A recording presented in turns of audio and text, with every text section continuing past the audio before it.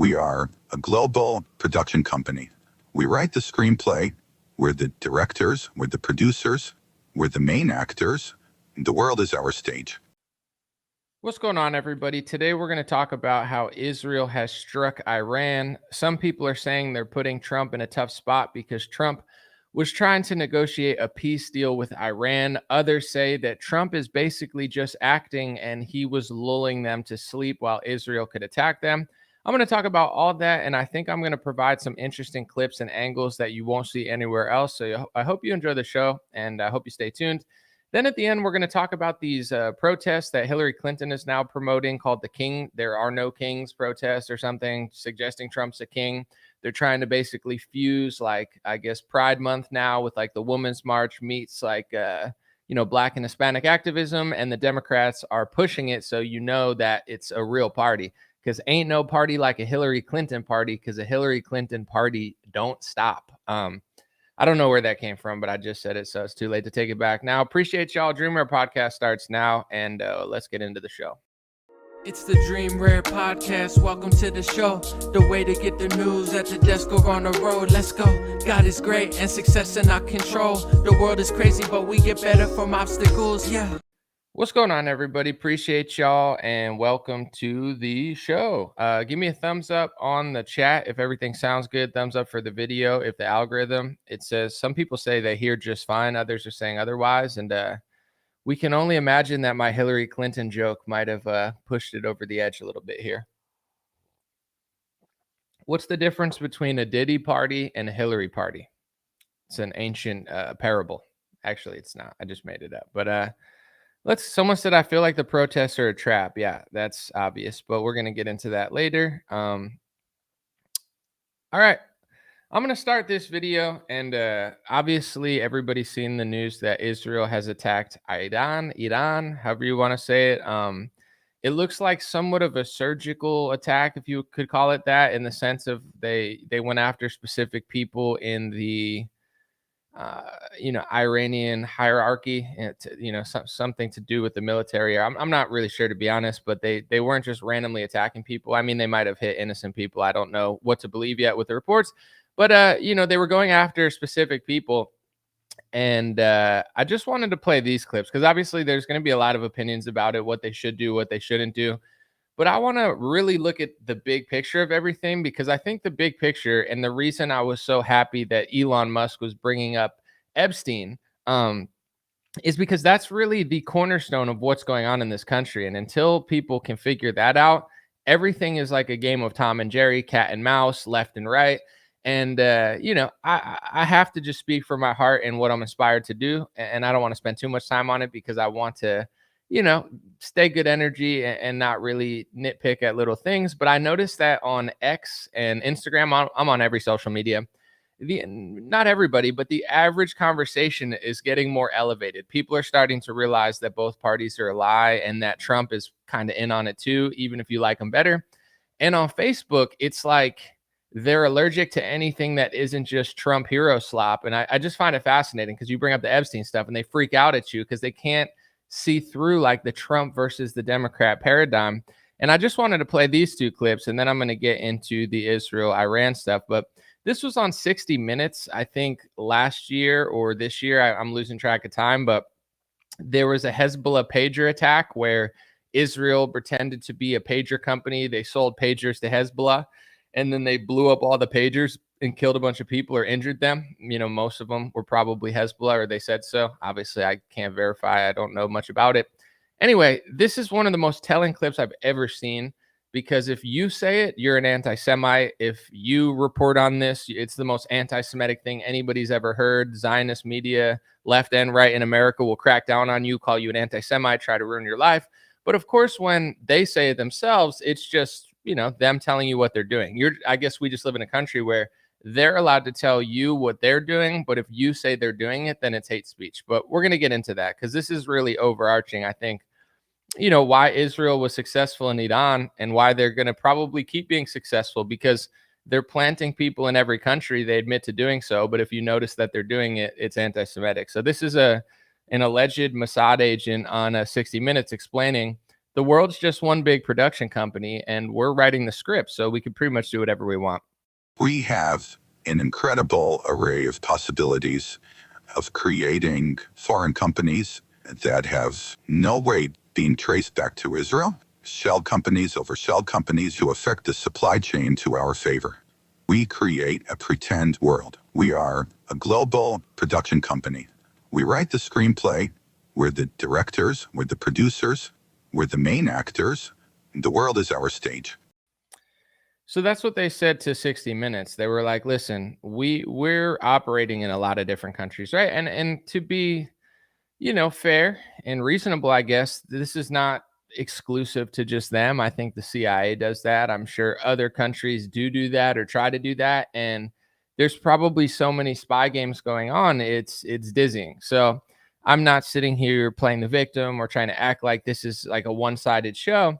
And I'm not even necessarily saying that they're bad for perhaps being the best at it, because that seems to be like they're better at controlling other countries than even we are at this point. But once again, I just want to be able to freely talk about it, which I can. But they use this word anti-Semite. Like if you say, hey, you're planting people in other countries in order to leverage your country, they'll be like, oh my gosh, that's hate speech. But they're like, no, that's absolutely what we're doing. And they even said the world is basically a stage and we're the screenwriters. So whatever we want to do, we can do.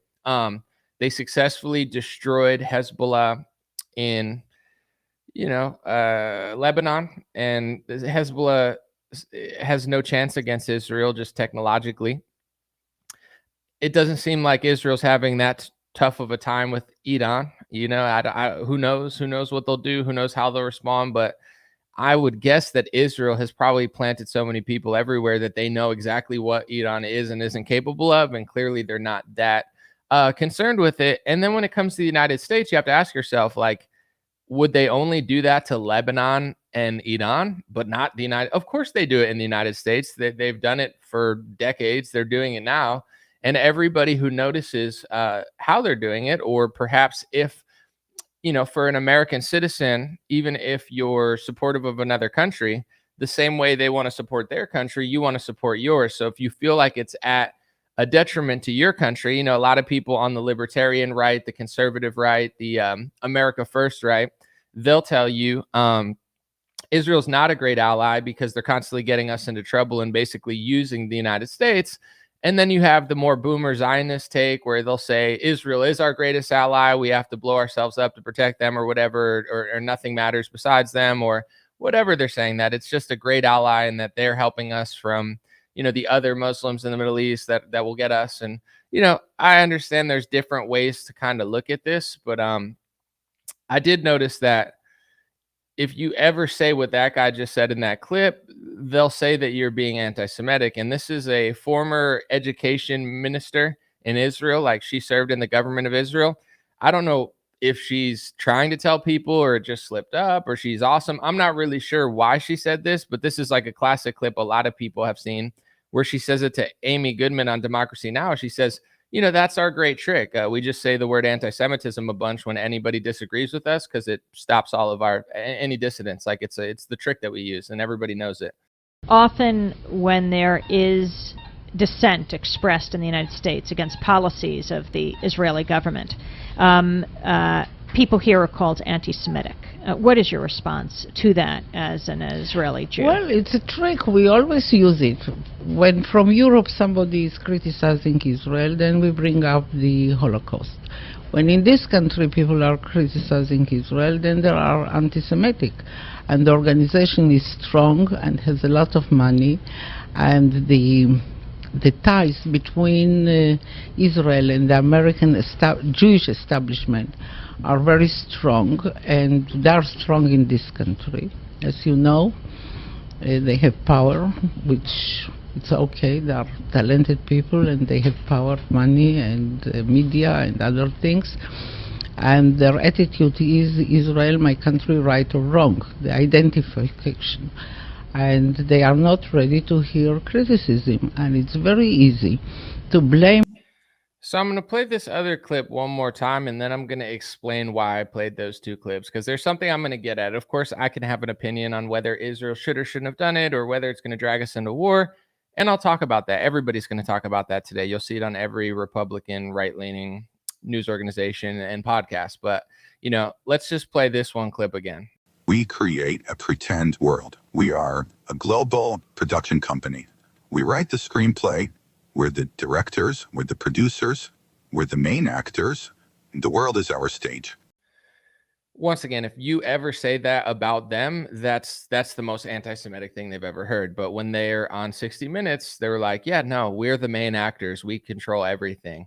But if you say that, there's actually hate speech laws now in America that prevents you from saying that they control everything, because Donald Trump, Chuck Schumer, Pelosi probably, Kathy Hochul, Governor Kemp, Kristi Noem, Ron DeSantis, Argentina, UK, France, Germany, Australia, Canada.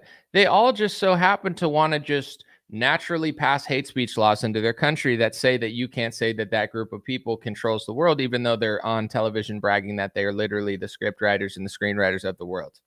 Isn't that just fascinating? I'm sure that those hate speech laws are for your protection and for your country, not to allow them to basically get away free of criticism so they can simultaneously control everything while playing the biggest victim card in the world. Because if you run everything and people say you run everything, it's like that's not as ideal as running everything while simultaneously having a massive shield in front of you to say, hey, everything is hate speech. Everything you say hurts me. It's like, okay, I mean, I'm not a jealous person. I'm very calm. If you could tell my demeanor, it's like I'm not looking to be Genghis Khan or the king of the world. I know my place. It is what it is. I don't feel like a victim in this world. I feel like if you put your mind to it, that you can achieve great things and nobody can stop you.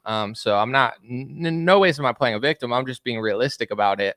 I say all this to say the big conversation today is going to be, is Trump trying to stop Israel? There's two narratives. They're saying that he tried to call for peace earlier yesterday, and then they attacked Iran. Netanyahu came out today, and Haaretz, which is an Israeli publication, they published that Netanyahu essentially said along the lines of, we didn't ask for the United States' permission. We had to do this for ourselves, and now it's up to the United States to see what they want to do. So basically, this is the narrative they're going with. Then I'll play what it could be also. Trump was like, hey, I don't want to start a war. I campaigned on not a war. Let's try to talk it out. And then Israel just attacked anyway, because they're like, dude, it's not about you. It's about us and our survival. We're going to attack Iran when we want, and then you could do what they want. That's a possibility, right? Or the whole thing is just a script, and Trump is playing good guy, good cop, bad cop, because that seems to be what Trump's doing. Yesterday, he tweeted almost two completely different things on immigration and confused everybody. At first, he was like, the farmers and the hotel industry are telling me that their really good workers are going away, and basically that my immigration policies are too strict. And then the next one was like, everybody has to go. I need to deport everybody. Some would say that those two don't conflict, because maybe he was talking about legal immigration, but still, it's just like, this is always what Trump does. He's like, I'm not going to lock the country down. I'm not going to extend it. I am going to extend it. He plays this like massive character where he's always like, this is why QAnon is the perfect Operation Trust a Bolshevik psyop, because it's like, he's always so close yet so far. They almost got him. He's almost got them. He almost got Pelosi in the corner. They almost got him with Letitia James. It's like there's a reason that people think of Trump as a hero, because if you look at his tail, it's like the dude, if you believe everything that he says, it's like he won the election and they stole it from him. They tried to throw him in jail multiple times. They tried to kill him, and now he's the president. It's one of the great, like, if you believe everything they tell you, it's one of the greatest heroes. Like, if I was a boomer, I'd be like, hell yeah. I love Trump more than I loved God. Like, that's how I feel about boomers. It's like they love Trump more than Jesus. Like, they trust him more than their family. Trump is like the center of their universe, and they like can't fathom anyone saying anything else wise. They hate you. It's like people could be fans of mine for 7 years and they'll be, you're liberal. I'm not liberal. I'm more right wing than Trump in almost every way. Trump is like a shit lib Marxist, in my opinion. He's not cutting the deficit. He passes hate speech laws. he funneled a bunch of money to the pharmaceutical industry during Operation Warp Speed. One of the companies that Trump shilled among all of them was a Regeneron. And many people may not know this, but Regeneron now bought the rights to the genetics from 23andMe. So now all of the 23andMe genetics that Susan Wojcicki's sister, and I think Ann Wojcicki, so the sister who owned YouTube and was the CEO, her sister owned all your data. She sold them to Regeneron. So now a pharmaceutical company has all your data. And you'll never guess what three, they all share a certain group, but you can't notice it because if they were Chinese, every boomer page would be like, it's China, it's China. But when all three of them are of a different ethnicity, you're not supposed to say it because it's hate speech. But, don't notice any patterns because pattern recognition is hateful, even though it's literally like basic human instinct and survival. So I say all this to say this. Is Trump really trying to stand up against Netanyahu and Israel, or is he just playing a role, of good cop, bad cop, or does it not matter either way because he doesn't have the cards? One thing I said months ago, and I feel like this is why I do get like, if I can't find an interesting angle, I don't get excited about my show. Like I wouldn't say I'm a moody person, but I'm a very soulful person. And people who watch my show know, like, if I'm in the mood, it's fun, it's exciting. I'm happy to be here. If I'm just going through the motions, I can't do it. I'd rather be broke. I'd rather lose a lot of money than just sit here every day and say something I don't care about. I just can't do it. With that being said, I am excited to say what I'm about to say because nobody's saying this. Like, I'm listening to all these other shows, and it's like nobody seems to be like, seeing it the same way I am. And that's okay. Everybody's entitled to their perspective. But I get excited when there's, something missing. And I'm like, why is nobody thinking this way? But Trump said to Zelensky, you don't have the cards. And it was exciting. It's like Zelensky sucks. Trump and JD Vance are treating him like a little baby. Like, it was fun, right? It was fun for like 48 hours until you realized it was not real. But like, even I was having fun with it. I was like, oh, this is good entertainment. This is funny. But then the war didn't end, and Zelensky pretty much gets his way anyway. And that made me realize, actually Trump doesn't have the cards against Zelensky. If you think Zelensky is just a comedian from Ukraine who just has no power because he's Ukrainian, then yeah, it's like, oh yeah, Zelensky doesn't have the cards. America does because we're funding them. Until you realize that the Republican Party is controlled by the same people who control Zelensky, then you realize it's actually Trump and the GOP that doesn't have the hands because they're trying to act like it's America versus Zelensky in Ukraine and we're funding it. But the same people who fund Trump are the same people who planted Zelensky, are the same people that Zelensky represents. So it's like, in a way, the reason the war didn't end is because Trump actually doesn't have the cards against Zelensky. And that's why Zelensky, he can apologize and this and that and try to get money, but he knows who controls Trump and he knows that Trump can't stop the war. That's why he didn't. And it all relates to the same thing. Why do you think they want to fight Russia in Ukraine? Like, it doesn't make any sense. Like, what is Russia even doing? Russia's helping Iran. Russia's in Syria. China's with Russia. They want, and Alex Karp, there's a headline from 2024. I wish I had it, but you could go look on my Facebook or Twitter or Instagram at the moment. It's in my story. Alex Karp, the head of Palantir, or one of them, he said America's going to fight a 3-front war against Russia, China, and Iran. How does he know? How does he know that we're going to, how are we going to beat Russia, China, and Iran? Isn't that like suicide of our culture? Like, why would we fight 3 countries at once? It's crazy. Because the people controlling America don't mind sacrificing America for what they want, and what they want is not our interest. And when you notice it's not our interest, they start calling you names and say you're being hateful. So it's like, why would we fight all of them? Why are we fighting Russia? Trump can't end the war in Russia because Trump works for the people that need the war with Russia in order to weaken other people in the Middle East for what they want. This is the neocon agenda for 20, 30 years. So I say all this to say this. I think I said that already. So now I say all this to say this, that I said that to say this. Trump certainly does not have the cards against Netanyahu. Trump has no cards. Netanyahu's got a full deck. Netanyahu has 17, starter decks. He's got a Topps kit. He's got a Michael Jordan rookie card. He's got a Larry Bird signature card. He's got a holographic Charizard card from the first edition and a Japanese one. And Trump has no cards. Trump came to the table with a bunch of pogs and a slinky. Okay, so whether Trump is acting or not, or he's trying to stop them or not, or he said not to attack and they attacked anyway, Trump has no cards. And this is really devastating to the boomer that has basically worshiped Trump for the last 10 years to try to atone for their sins of growing up a spoiled, egotistical, rotten brat in the greatest country the world's ever seen, and squandering it completely to the point where now their local mall looks like a foreign bazaar because, nobody looks like them anymore and the country's been overrun. Instead of atoning for their sins of just being lazy and stupid, they are just going to spend the rest of their lives being lazy and stupid, worshiping Trump because that's like an easy route. It's like telling someone to work out and drink water, but half the country's obese and addicted to pharmaceutical commercial pills. So they'd rather slurp soda and scream at your face saying, I don't want to drink water. I don't like water. Okay, boomer. Okay, keep worshiping Donald Trump, boomer. We get it. He has the cards. He's my hero. Okay, so 70% of the country's obese. Does that not bother you? Like as an American man, I'm like, I want everybody to be fit. Maybe not everybody, but at least a large majority of people. Like, wouldn't a real America First leader be like inspiring people to be strong and fit for our nation instead of selling pharmaceutical pills, debt, NFTs, and speech laws for Israel? No.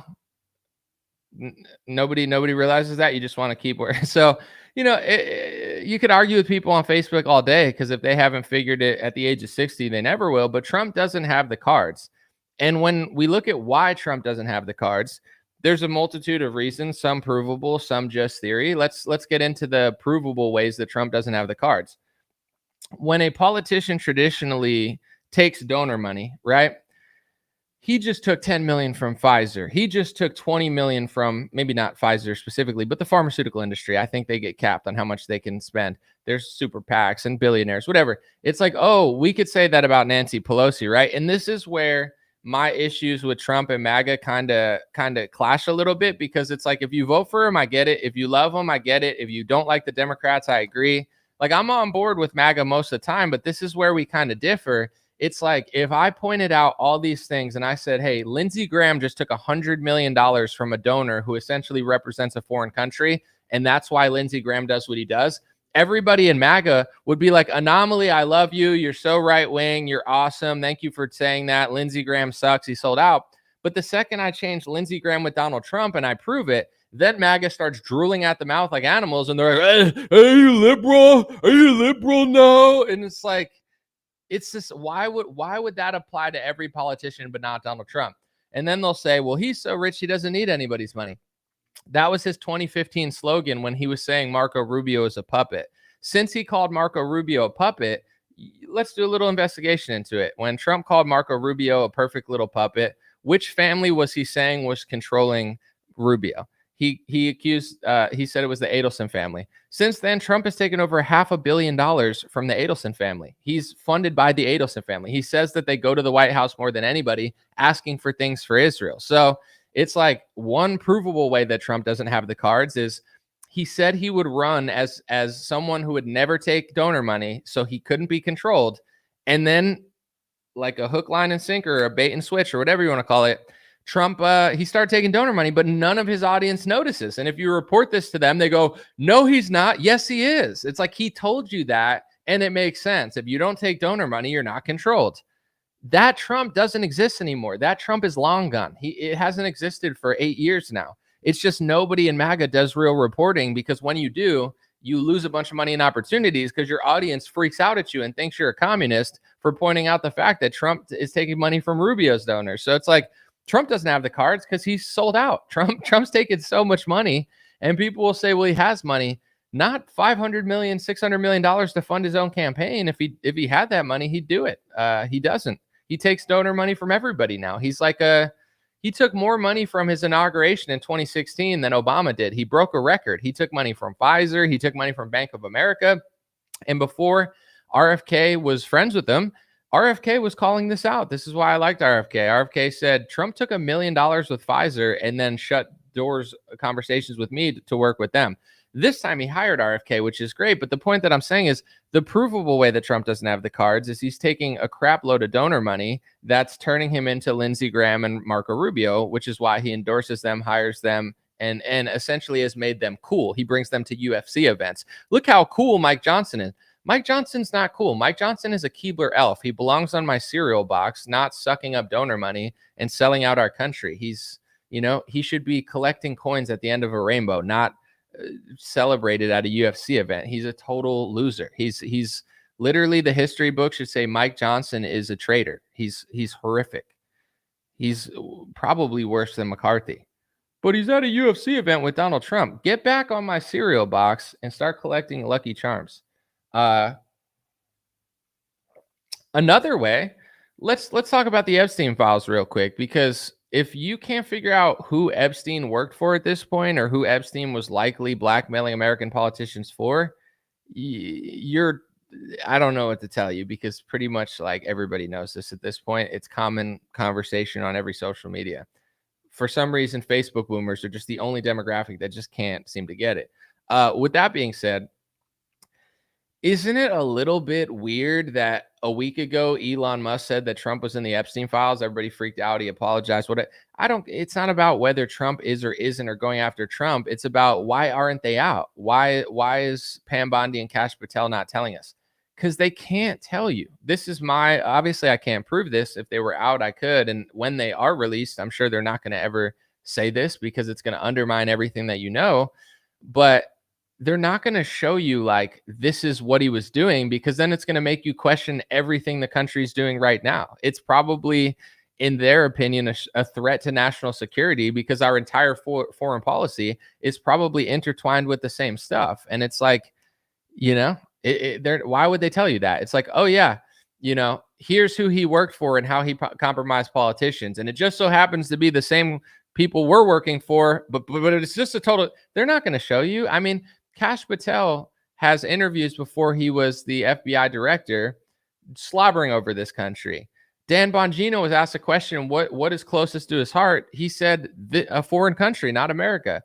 Donald Trump takes the most donor money from that country. He bends over backwards for that country. Marco Rubio works for that country. Lindsey Graham works for that country. It's just a coincidence, though, folks. Don't look at the files. They're not going to show you the files, because the files are going to show you that Trump's working for the same people that he was, and that's embarrassing.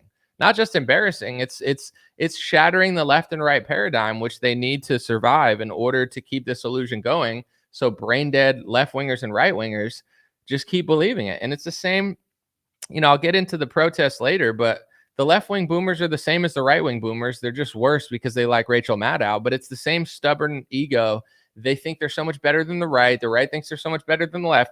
And the bankers and the people that control Trump are laughing hysterical at you, calling you cattle, because you're literally acting like cattle. So I'm not even blaming them, because if you don't want to be called and treated like cattle, stop acting like an animal. Like it's the same thing with the streets. Like I used to hate when the elders used to say this, but I get it now in the ghettos and stuff. And it's like, bro, if you got to have bars on your window, if your community's not safe, it's a little bit deeper than just poverty, my man. Like people got to act right. You're not going to get success if everybody in your community is acting like a bunch of savages. They have no respect for their neighbors. Like, there's only so much the man at the top can help you if you can't help yourself. So that applies to us too. That applies to me, my ethnicity, my religion. I'll dish it out all ways. I'm not sitting here like, oh, we're the victim.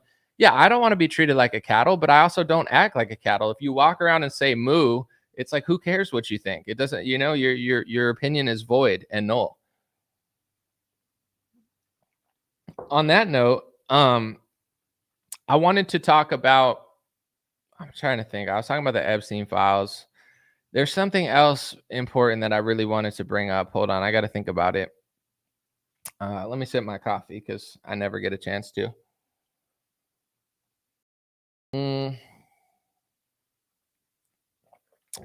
Maybe I'll get back to it later. If I think of it, I'll come back to it. Let me get to the protest now. I'm sure it'll come back. But so Hillary Clinton said, the right to peacefully protest is fundamental.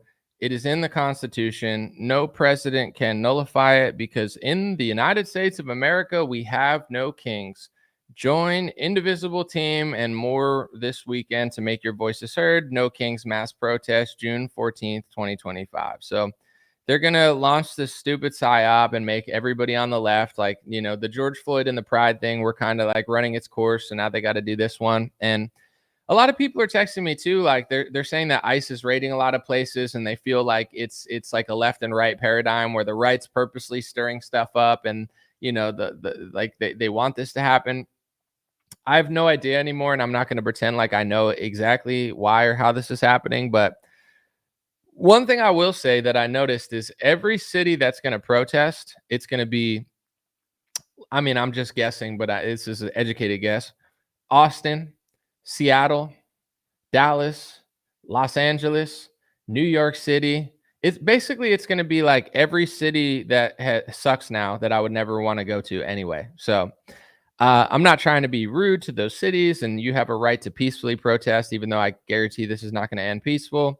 But these are all cities that are objectively shittier than they used to be. They're run down, they're dirty, they're smelly. Crime is now common, theft. People think car break-ins are normal. You'll talk to some loser liberal and they'll be like, yeah, I just leave my door open so the criminals can get inside because I don't want them to break my windows. It's like, why don't you pull up a chair and just watch them bang your girlfriend while you're at it? It's like, I mean, I understand where they're coming from, I guess, in the sense of like, oh, I'm going to leave my door open so I don't, you know, smash my window. It's like, okay, yeah, I mean, that makes sense if your window's going to get smashed. But here's something that you've maybe never thought of, or maybe like you don't have the desire, maybe you don't have the motivation to get back to this point. But here's a world in my head where you live in a city around civilized people who don't act like animals and savages, and then you can actually trust your neighbor and not have to leave your doors open, because then nobody's going to smash your windows, because if anybody smashed your windows,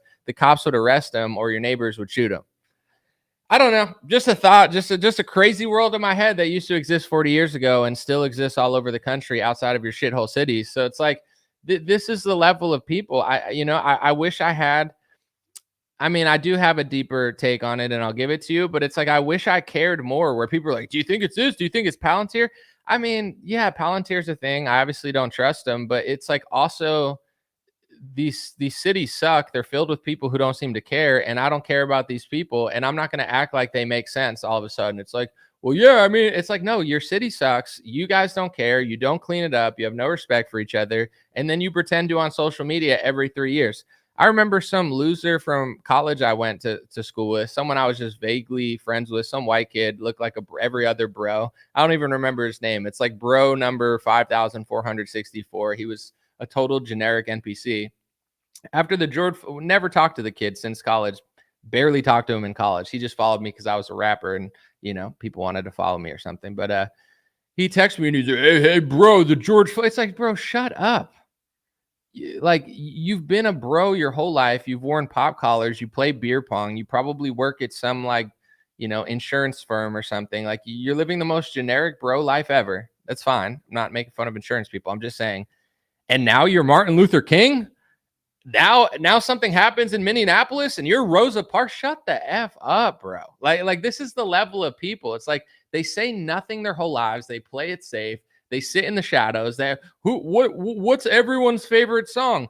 That's my favorite song. What do you know? I like Shabuzi bar song. Yeah, you and everybody else. That's the plant song. Here, cattle, go listen to this song. Go get drunk or whatever. Pretend like you're in the South so we can invade that next and destroy their culture because it's one of the only nice places left. Yeah, whatever. You know what I'm saying? I don't care who thinks what, but it's like, it's all these people that protest at these times.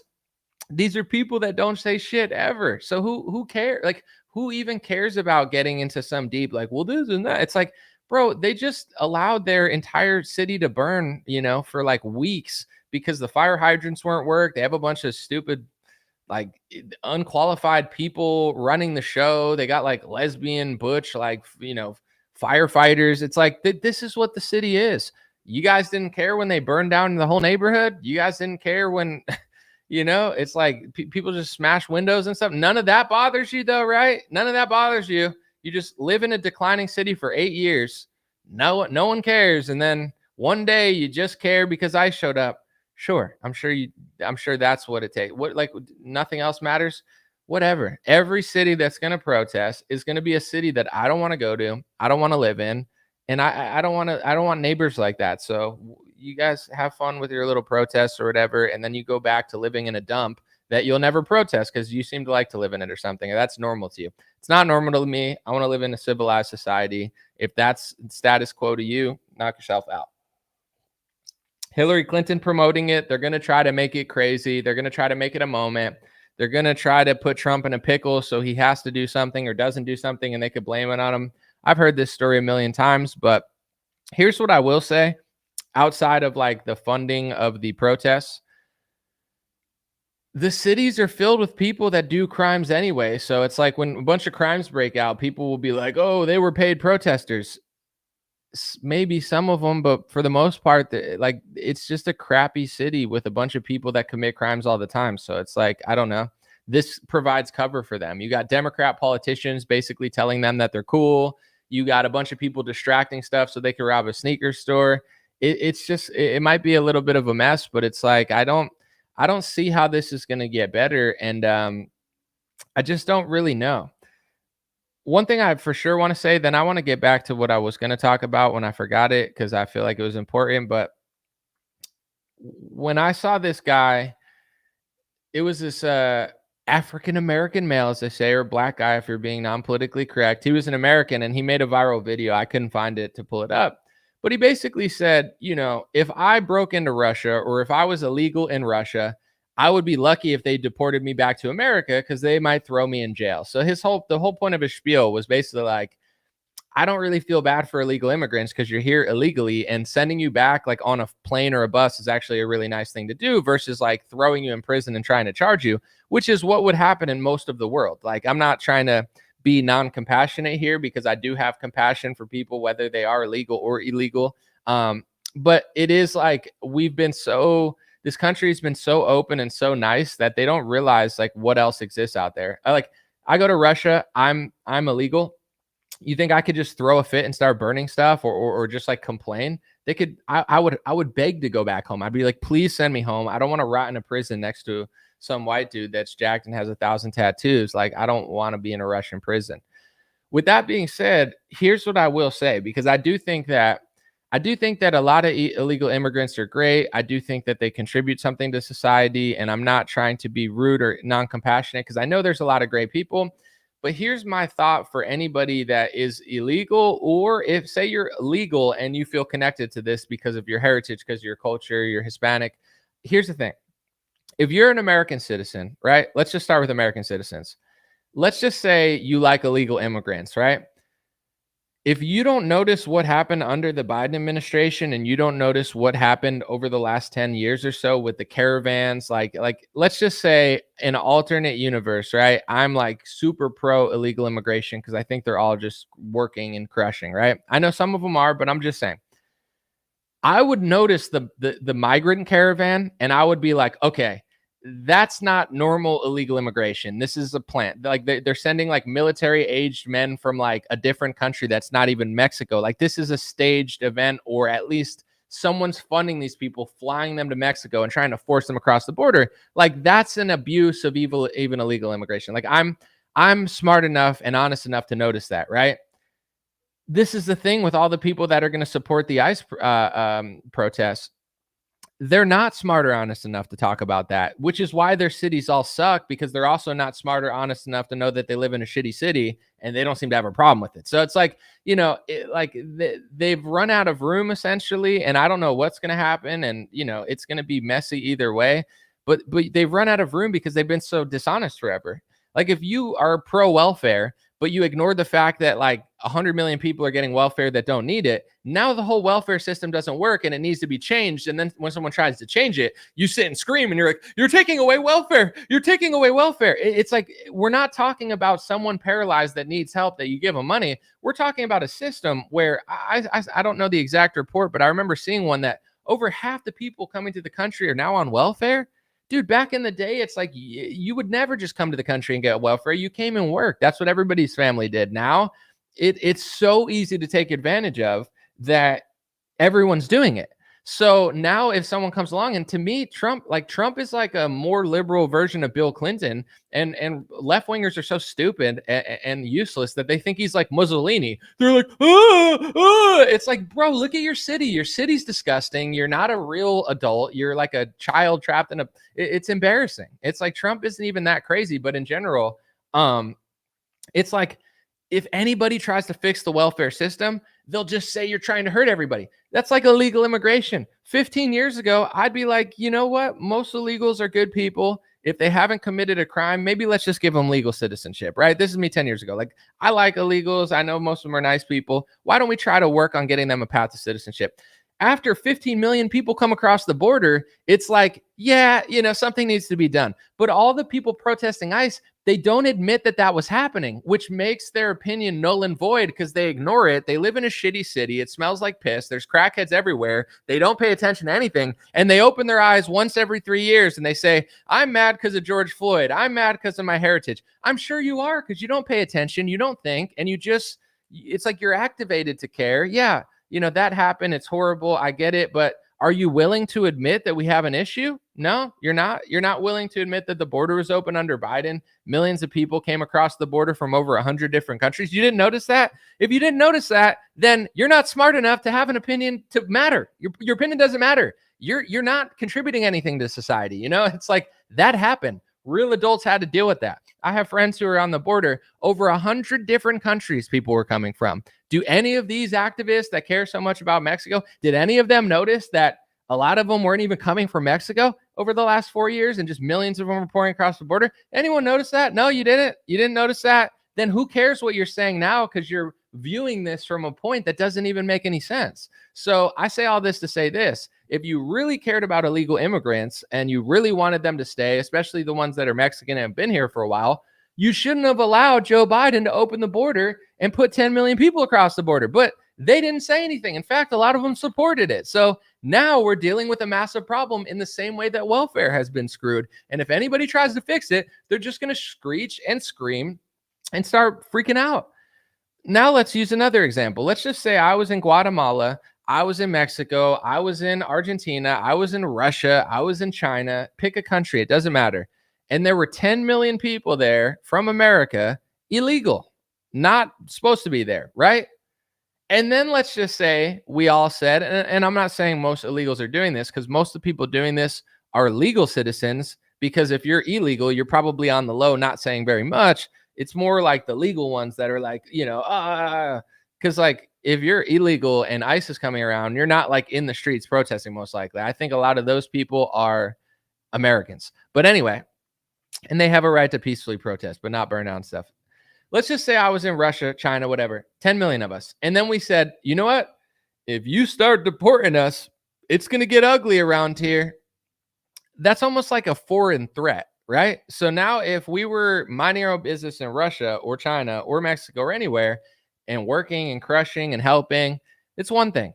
To try to lobby for citizenship, it's one thing. It's another thing to essentially like wage a war where it's like now you got tens of millions of people in the country, and then you got all these shit libs and all these liberals that are like, yeah, if you try to do that, we're going to have some real problems around here. So now you're basically, it's like the two stupid left and right wings are playing off each other. The right's concerned about Palantir. The left wants the immigrants to stay. But they don't even realize they're helping each other, because now it's like the liberals are becoming the problem that the right thinks they are. Like if there's 5 million people in this country working, and for the record, by the way, people have always gotten deported. I lived around a lot of Hispanics my entire life, or at least like half of my life.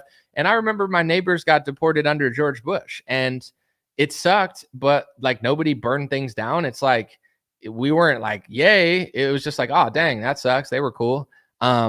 With that being said, it's like they were illegal and they had lived in Mexico prior. So then they just moved back there, tried to get back. I don't know what happened, but like there was no burning. It was just like, they made a lot of money. They came to America. They crushed it. They probably are happy that they got to stay for so long. Now they got to stack up, go back to Mexico. I'm not saying it was ideal, but it's like there was no like, oh, we're going to all riot now.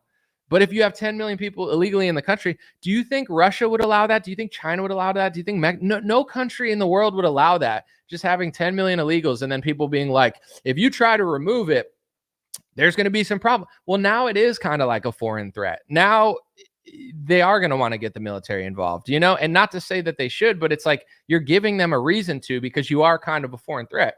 And then when you really challenge the people that are burning stuff down, they're like, America's not even America, it's Mexico. It's like, a lot of these people are American citizens. You have an American citizen, you pay taxes here, you work here, and you're just role playing and pretending like it's Mexico. Like, do you want to take it back to Mexico? Like, a lot of these people want to turn it back into Mexico. So if you do, it's like you don't want the military to come in, right? Understandable. I don't want the military to come into anywhere either.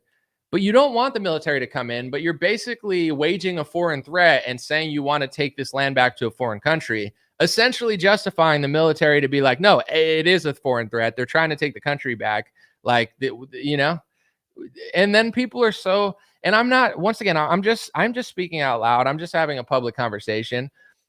So many people on the left and so many people that are going to protest. And I'm not saying everybody's like privileged, like you were handed things. A lot of people worked hard, especially the people protesting, but it's like they've gotten conditioned so much to this, like, white bad, America bad, anybody colored good, and everything we say is fine, no matter, we don't get to be challenged, where it's like they don't even realize how crazy it is. Like, I'm even if the roles were reversed and I'm in a different country, I'm a citizen there, I'm first generation, you know what I'm saying? I'm supporting illegal immigrants. Like, I wouldn't be like, yeah, let's take the country back. Like, I would expect that country to want to kick me out at that point. Like, even if I was a citizen of Russia and I was like, I want to take this land and give it to America, I would expect Russia to want to throw me out, even if I was a citizen there. Like, I'm not saying they should, but yeah, we have the First Amendment. We can say whatever we want, but like, I'm not in America being like, I want Canada to control America.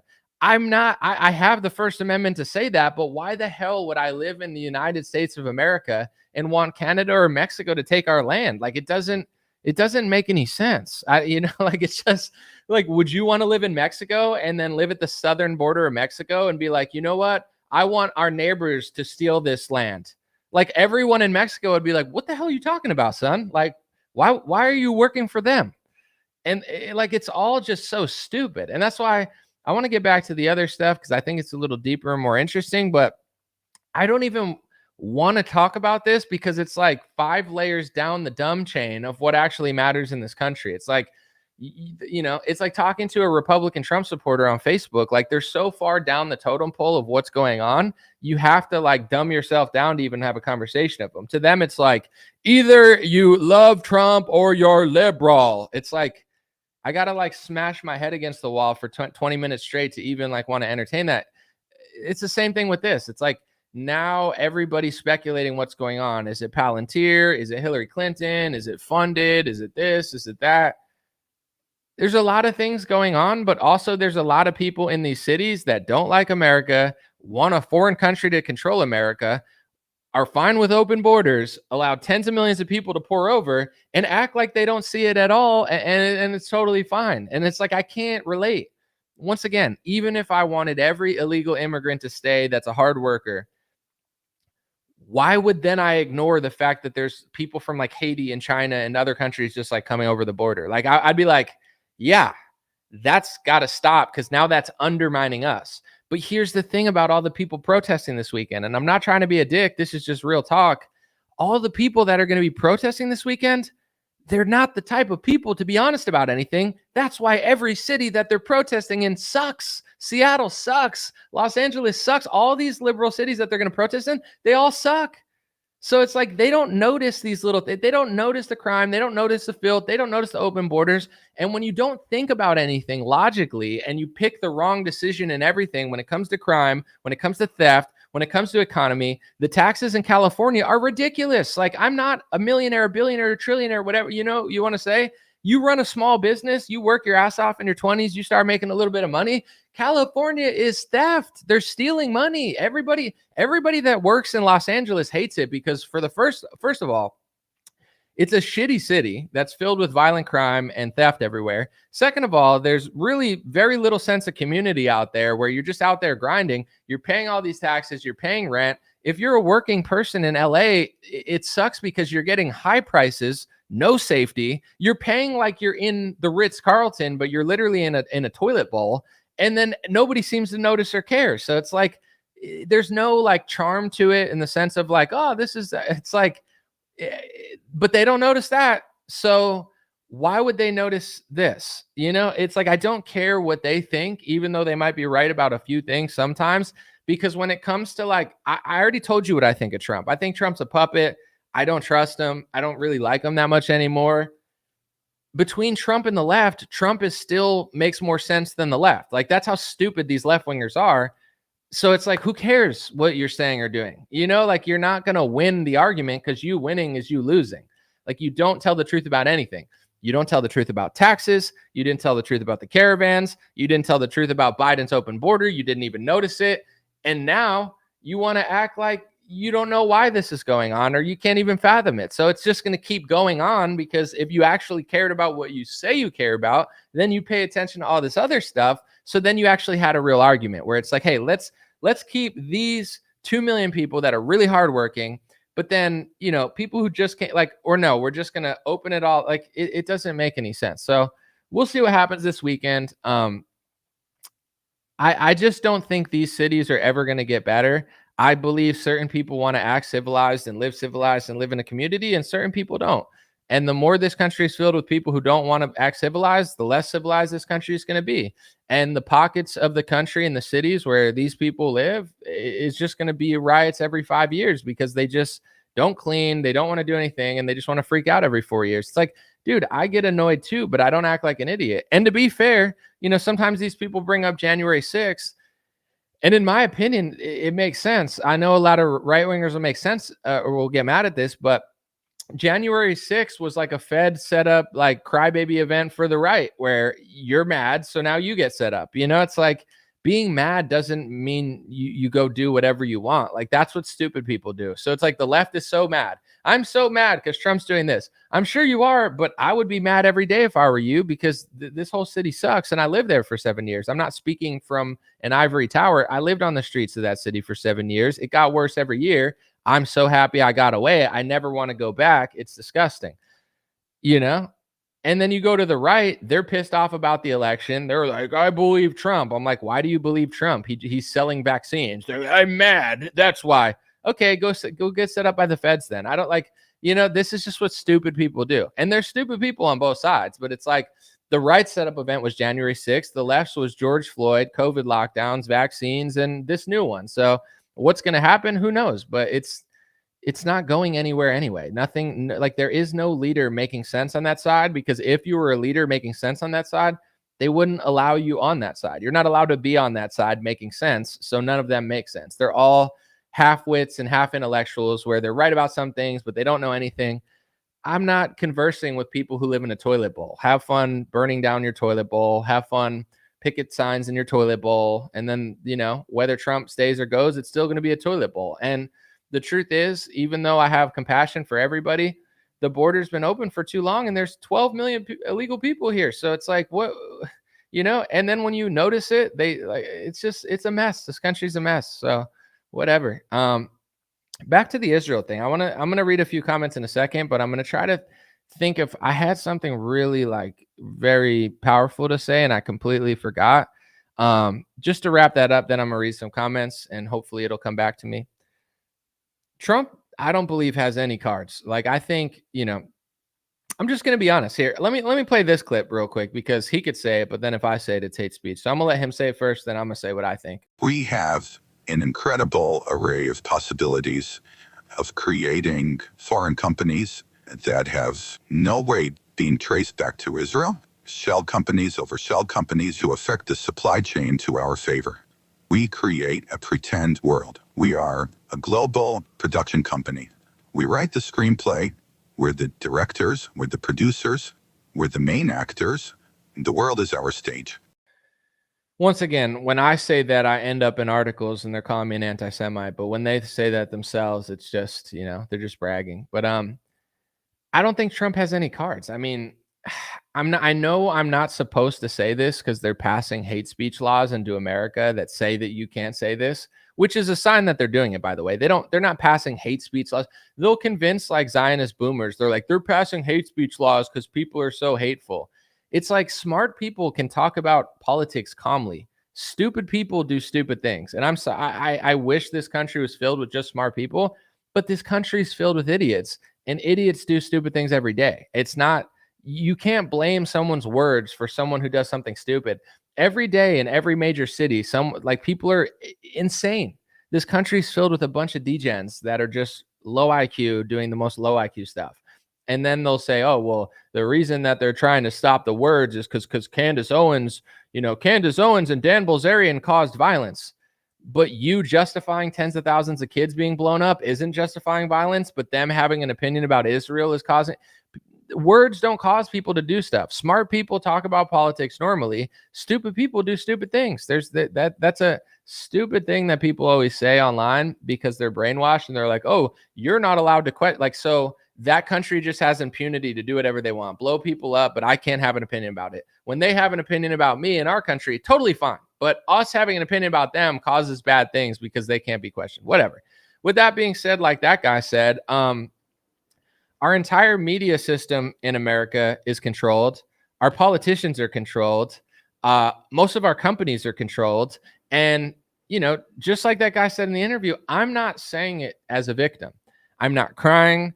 I'm not asking to run everything. I don't care. I get the way the world works. I'm at peace with it because it is what it is. God is great. That's how America works. Pretty much every mainstream media company is controlled. The left wing is insane. The right wing is Zionist controlled. And you're not supposed to say that, but it's true. So they have these fake Bolshevik versus Zionist fights, and your parents on Facebook believe it. But the truth is it's all going to the same direction. So it's like the media is controlled in this country. The politicians are controlled. Trump endorses Lindsey Graham. The Democrats are abysmal. And we think we have the cards. We don't have the cards. Trump doesn't have the cards. This country is so far compromised, it's ridiculous.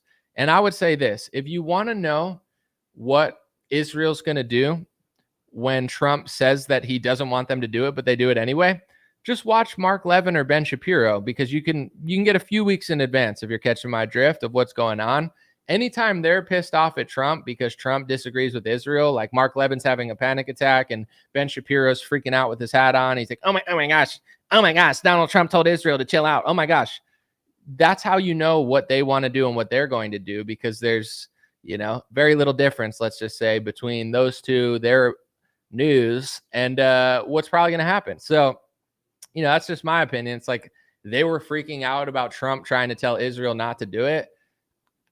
I knew Israel was going to do what they want. Ben Shapiro knows that. Mark Levin knows that. And Trump can't do anything. Either Trump looks like a weakling and he's like, stop, and then they don't stop, or he just sits there and he says, yeah, we agreed with the strike the whole time. Maybe he did, maybe he didn't, but it's like, to me, Trump is just like a banker puppet at this point. I sometimes I like him, sometimes he does things that are interesting, but at the end of the day, he's just like a big clown. I'm not trying to be rude, but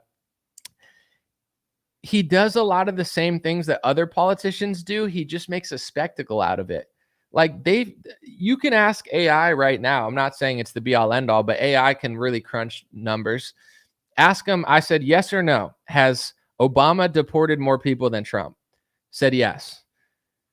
Obama deported more people than Trump. Still, Trump's, he just makes a spectacle out of it. Like, you have a Democrat, they'll be deporting people too. Nobody will even notice, Trump does it. It's a moment. Everything he does is a big spectacle. I'm going to stop the war. I'm going to start the war. I'm going to stop the war. I'm mad at Zelensky. I'm mad at Putin. Zelensky, it's his fault. Putin's right. Putin's crazy. Israel, stop. Okay, go. I told him not to. I told him to do it. He's just like a character. He's a character in the big plot. Either he's a character because he's just acting, or because he has no cards and that's all he can do. So, at this point, a lot of people look up to Trump like a hero. So he's got to play that role. He's got to go to these Kennedy Center red carpets, and he's at the UFC. He gets to play the character of the king who really standing up for America. He gets to play that role, and he gets to feel the love from the American people, because so many people believe that Trump really represents him. But really, he has no power. He has no cards with this topic. And I feel like he probably knows that. So he's just along for the ride. Maybe I'm wrong. Let me know what you think in the comments. I'll read a few. that's my take. I'm not going to like freak out over it. I mean, obviously, I don't want a war with Iran. This has been the agenda for 20, 30 years. Oh, I do remember what I was going to say now. Sweet. And then I'll read the comments. This has been the agenda for 20, 30 years. Okay. And I'm starting to get to the point where I'm not saying I'm okay with it, but it's like the script is written. They're going to do what they want. And Trump and nobody's going to stop them. So what are you going to do? What are you going to cry about it all the time on social media and tell yourself that that's going to change the script? It's not. I'm not saying you're powerless completely, but it's like, you know, there's ways to make an impact and there's ways to be heard and change the consciousness over time. And then there's just ways to be mad every week. And then it's a new topic and you're mad. But I'll say this, like when it comes to like supporting whatever war the neocons have in place for us, and this is not justifying it. I'm just being honest of what I think. I believe if we didn't do what they wanted, like if we actually had a president or somebody that actually could say no and not be a part of it, I believe there would be an attack that would make us want to be a part of it. So it's like, and I'm not saying this is right. I'm not justifying it. I'm not telling people to just cry or give up or whatever. I'm just being honest. It's like, let's just say everybody really didn't want to go to war with Iran. Everybody in America didn't support them and everybody like wanted to like not stay out of it. There would be a massive attack and then American politicians would do it anyway. I truly believe these are our two options. Either support whatever they want us to do, or they'll give us a reason to support them. There'll be some massive attack and then it'll be like, look at that massive attack. Now we need to go to war. That's what I think. Some would say the attack is organic and it just so happened to be the terrorists who did it. Sure, you could say that, but it looks like our allies and our country was working with the terrorists the whole time. And I have two things to point to that are in mainstream news now.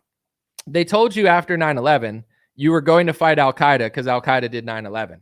20 years later, Syria is run by an Al-Qaeda guy and the West supports him. Why would the West support an Al-Qaeda guy when they killed thousands of our people? Because the difference between them and us has never been that different. Okay. You know, that was every conspiracy in the 2000s.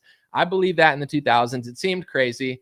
It's not crazy anymore. The leader of Syria is a former Al-Qaeda guy, and the West is not upset at all. They wanted to throw Bashar al-Assad out of the way. That was always the plan. So he was their plan. And then when you talk about ISIS, if you want to know two things about ISIS, Google who they apologize to. Google ISIS apologizes to blank. Guess who they apologize to? I bet you'll never guess. I bet you will guess because it's so freaking obvious. The only country that I've ever heard that they apologize for attacking. And now there's Israeli news out there that says that Netanyahu's working with ISIS-linked people in Palestine. So it's like, you know, the two terrorist groups, the two boogeyman groups that they told you about for the last 20 years, Al-Qaeda essentially has their guy running Syria, and ISIS essentially being funded by our allies. That's the reality of the situation, folks. I wish it wasn't. I wish this was a conspiracy. I wish what I just said is hate speech, but it's the reality of the situation. So either we support the war or they give us a reason to go fight, you know? So it's like that. Those are our two options in America. You can't vote your way out of it. Trump's not really who people think he is. Biden is as bad as everybody thinks and worse. And if we ever get enough people or political support to stop, you know, the script that's been written for 30 years, there's going to be a massive attack. And then they're going to use that attack on us or someone else as leverage to, you know, do it. And this is a script that works every time because it's like, okay, public support's not there. Some massive tragedy happens. Then they start passing speech laws. Then they start passing the Patriot Act. It's no different from what's going on now. It's the only difference is people like Trump and boomers are like psychotically brainwashed around Donald Trump. So when he does it, they're like, yeah, we'll get the terrorists this time. Dummy. You don't know who the terrorists are at this point. You don't know who's funding them. You don't know who created these shell organizations. How do you not know? There's mainstream articles about it. If I would have said this 20 years ago, I look like a Looney Tune. I could show you mainstream reporting from America and foreign press showing you that they're admitting that they're funding and working with the terrorist organizations you thought you were fighting over the 20 years. And you dummies still can't figure it out because your head's so far up Donald Trump's rear end. One of my favorite things I invented was Trumpy Wumpy. I say that Republican boomers that are obsessed with Trump, when you tell them the truth or a critical thought or a question, like sometimes I just tweet I post a question, literally just a question. It's like, here's news. What do you think about it? I don't care. I want to hear what you think. They're like a baby watching the Teletubbies, drinking their high fructose corn syrup, getting fat, watching the whole country get addicted to pharmaceuticals, watching, malls that they used to walk in look like foreign bazaars. But they're just sitting on their recliner saying, get out of the way, youngin'. I'm watching Trumpy Wumpies on the television. It's like getting in the way of a television with a baby watching the Teletubbies. They throw their applesauce at you. They start freaking out. That's Republican boomers watching Trump. They just want their Trumpy Wumpy doll. And then you go to like these Democrat boomers who are a disaster, and they just hate their Trumpy Wumpy doll. It's like Trumpy Wumpy is either the hero or the villain. And it's like, it's like Godzilla versus King Kong. Each boomer gets to pick a side, and then they just argue with each other online, but they both don't realize that they're both stupid. It's like, but I hate Donald Trump because Trumpy Wumpy, Rachel Maddow told me Trumpy Wumpy's working with Russia. Trumpy Wumpy's not working with Russia. I just listened to Jesse Waters, and Jesse Waters it's like, oh my gosh, dude. The 40 years of getting bamboozled, and you guys still don't get it? You bring a single fact to these people, and they're like, get out of the way, boomer. Get out of the way, youngin', you millennial. Trumpy Wumpy's on television. I mean, Mark Levin said we got to start another war again. I mean, come on. All right, sure. If you want to know what they're going to do 3 weeks in advance, just listen to Ben Shapiro and Mark Levin. They'll tell you, whatever they're mad at Trump for saying is what is going to happen, and Trump's not going to do anything about it. Okay, I just solved the equation. It's like, all right, Trump wants to stop our greatest ally. Okay, that means, ready translation, 3 weeks ago, they're getting mad at that. That means that country's going to do that, and Trump's not going to do anything because he has no cards. The end, Oh, that theater was solved. Man, ahead of that one. Someone said, love the show. Thank you, Eli. Appreciate it. All right, I'm reading them. I might make a Trumpy Wumpy shirt, and I don't know if it's going to sell. It probably won't, but I think it'll be funny. I'm about to launch a bunch of new merch, and I have a lot of funny ideas. And like, I'm at the point now where I don't even care if they sell. If I sell one t-shirt, that'll make me happy. But let's see. Someone said, wow, talk about anomaly, the PSYOP, who funds you, pretending to be conservative, brainwash the Gen Z sheep. Here, I'll give you the floor since you seem so sure of yourself. Ready? Let me see your name. We are a La Rosa. Sorry, I didn't mean to like put your whole thing on there, but I just didn't see it. We are the La Rosas. All right, La Rosas. Appreciate y'all. Why do you think I'm funded? Well, let's start with that, right? What part of what I said do you think like doesn't add up, right? Or who do you think would fund what I'm saying? Like, I don't get it.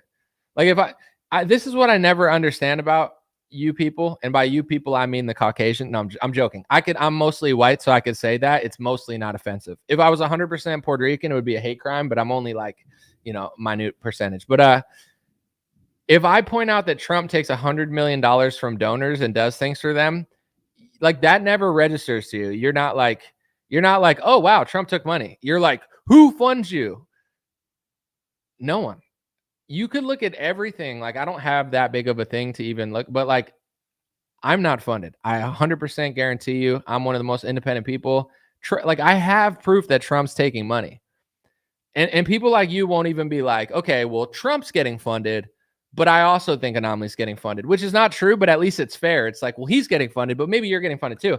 It's like you block out the fact that he's getting funded, and you're like, I don't believe that you are. It's like, all right, boomer. It's like nothing, you could put a fact in front of your face, proof, and you won't believe it. So what's the point? I don't care, but it's just like, people freak out at me over the dumbest things. I posted an NYPD thing because they said that they were protecting like Israeli and Jewish stuff because of the Israel attack, right?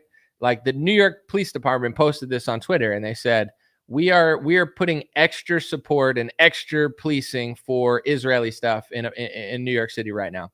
And it's like, okay. And I just asked a question because I wanted to see what people said. I was like, Do you think that this makes sense? Like they should do this because it's a race threat for these people?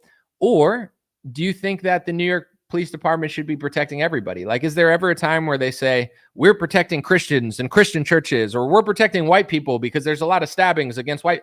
How come they only ever do that for one group in one country? Like, I'm just asking, right? I mean, I just biasly asked it now because I'm on my show, but on Facebook, I just asked it. Someone's like, you're being so hateful. It's like even asking a question is hate speech to certain people that don't want to talk about it. But I'm not going to lie. It's like, I believe that people who look like me are getting robbed a lot in New York City, but there's never like a, we're going to protect your group. Of course, that would be considered racist, right? Why would they why not just protect everybody in New York Police Department? Either you're going to look at specific groups or you're not, but it's like only one group gets that where they're like, we're going to extra police you.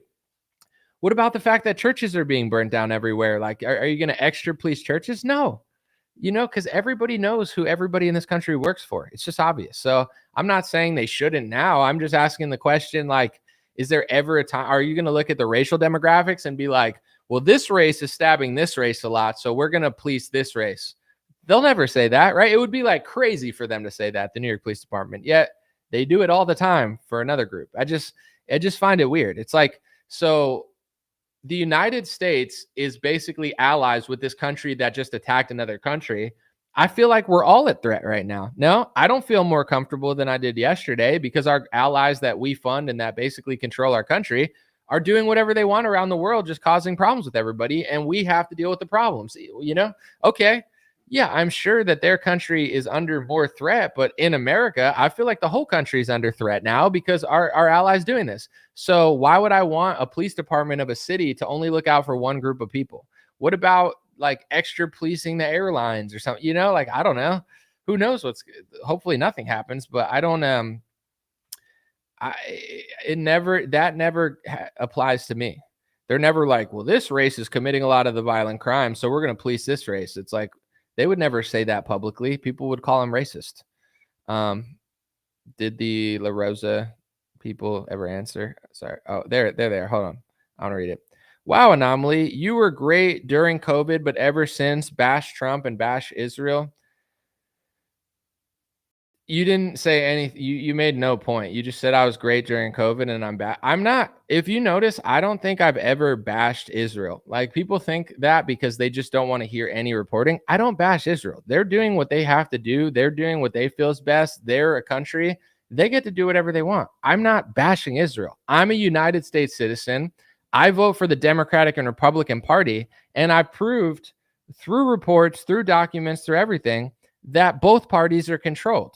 It's not bashing. I'm not bashing that country. In fact, I constantly compliment them because they do what's necessary for their people as our people suffer because we don't have politicians that look out for us.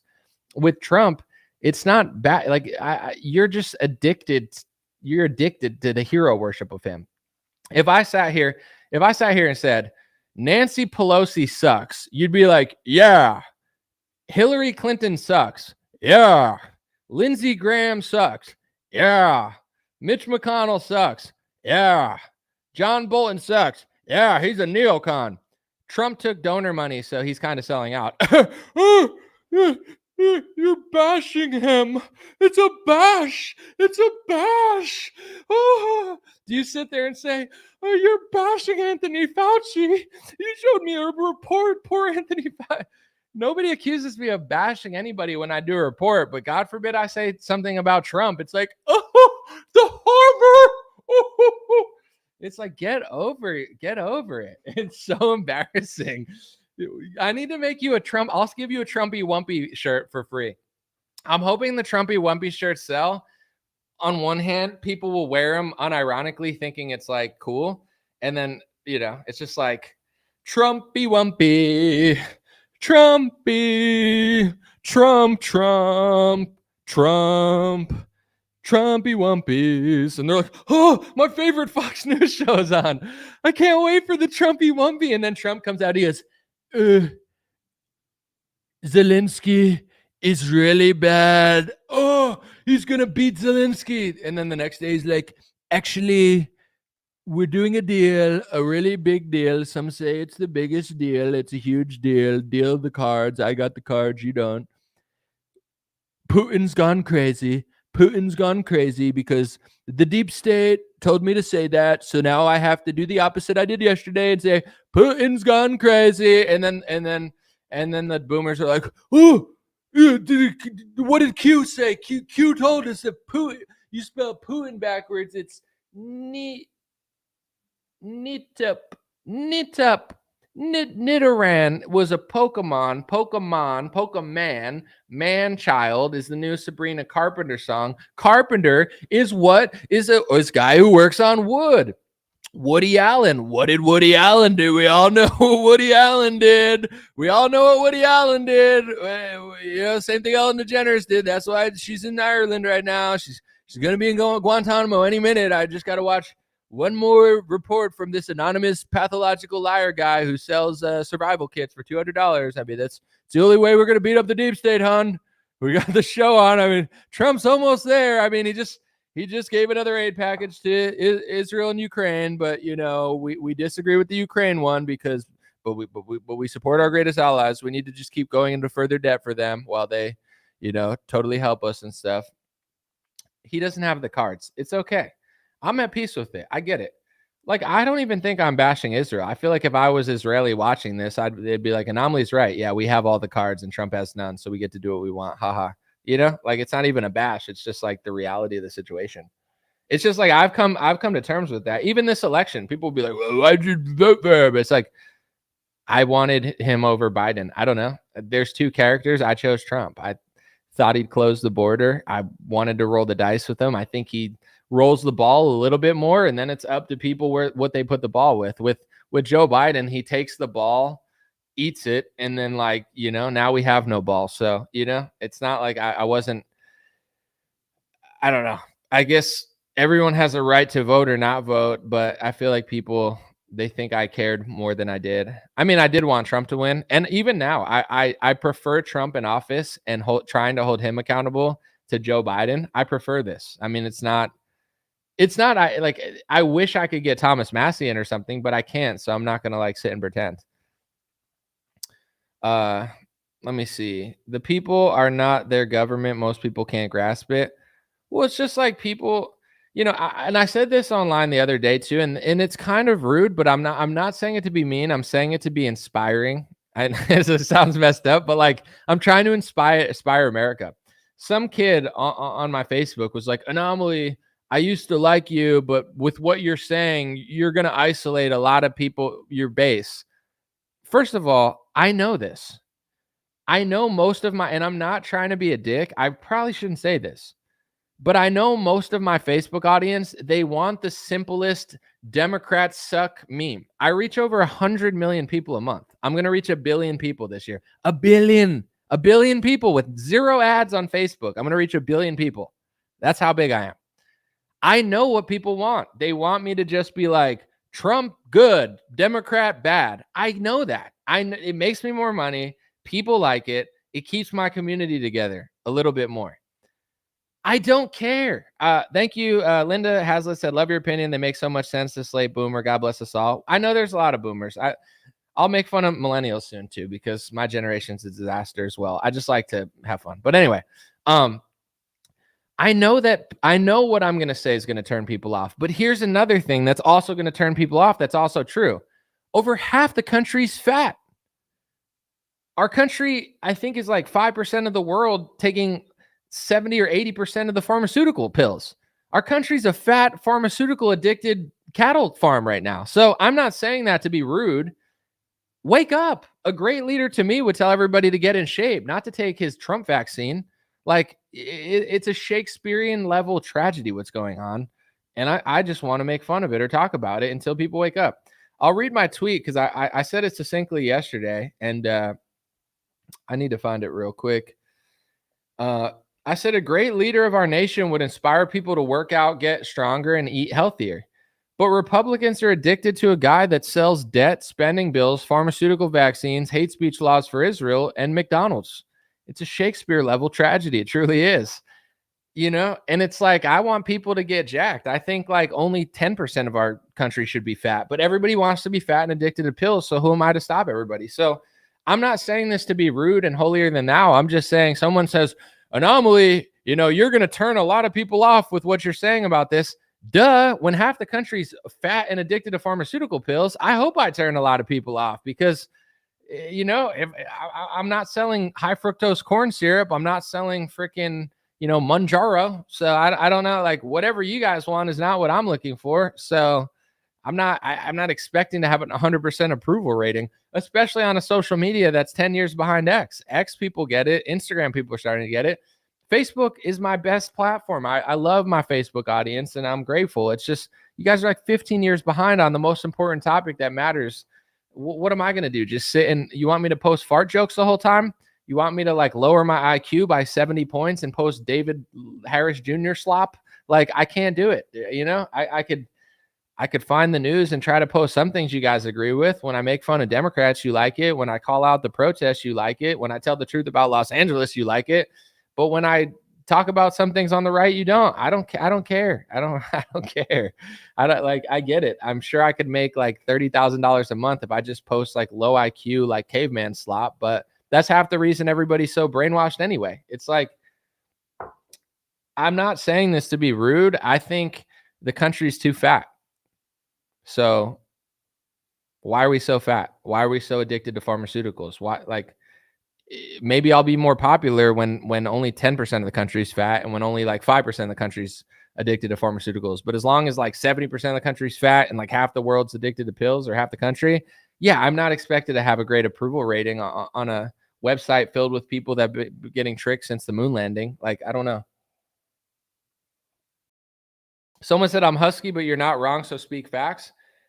I just like, when I think about America being great, I just think about everybody being in shape and everybody crushing it. I'm not saying it's like necessarily going to happen that easily, but our country is like a disaster. All the girls are feminists. You go to a city, it's like half the people look like goblins now. They look like they've been living in the sewer for 20 years. It's like, 70% of the women in their 20s are all like feminists. The ones that aren't are like Republican cosplayers that are basically just feminists who take their tits out at Stagecoach.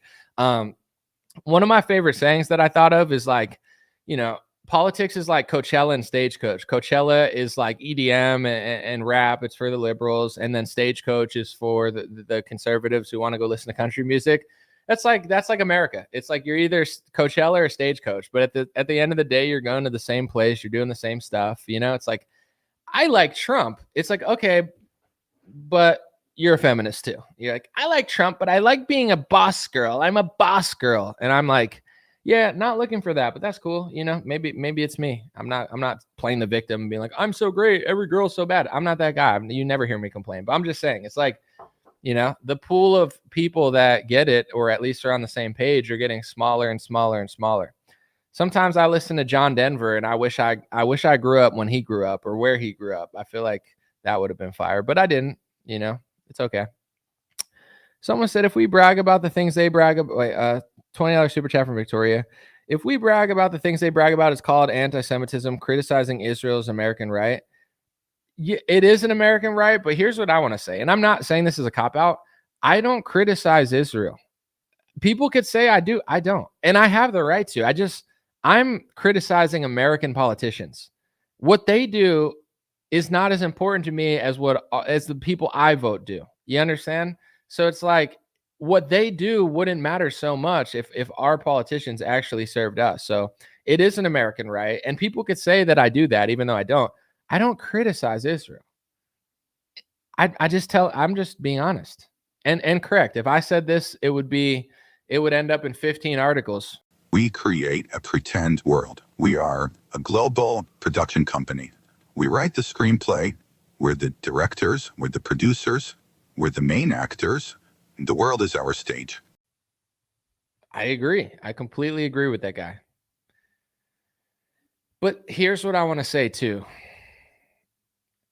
The reason that they're able to do it so much is because whenever you point it out, they just say it's anti-Semitism. So it's like they go into countries, they establish things, and then when you notice, they call it hate speech. There are people that are hateful, don't get it twisted. And there are people that are insane that I don't support. And I'm not saying everybody's doing this because it's not true to any race or any religion. But the truth is, this is how they've been so successful in doing what he just said they're doing. It's because they go, they do stuff, and then as soon as you notice, they just use the word anti-Semitism as a shield. So they're like, anti-Semitism, anti-Semitism. Oh my gosh, everybody's so hateful. Next thing you know, 15 years later, they're like, haha, the world's a stage, we own everything. And you're like, you do? And you're like, no, I don't. But you just said it to my face. Well, yeah, I could say it because I'm bragging on 60 Minutes, but you're not allowed to say it because we just paid Trump to pass hate speech laws. But you can't say that we paid Trump to pass hate speech laws, because you saying we pay people to pass hate speech laws is a violation of the hate speech laws that we just got Trump to pass, while Alan Dershowitz and Jared Kushner are looking over his shoulder. But if you notice that that's all happening, that's just the most horrific, hateful thing that I've ever heard in my life, and that's a massive shield. Okay, I got to go do other things, so we have a production company or whatever, but you can't say we do. It's like, what?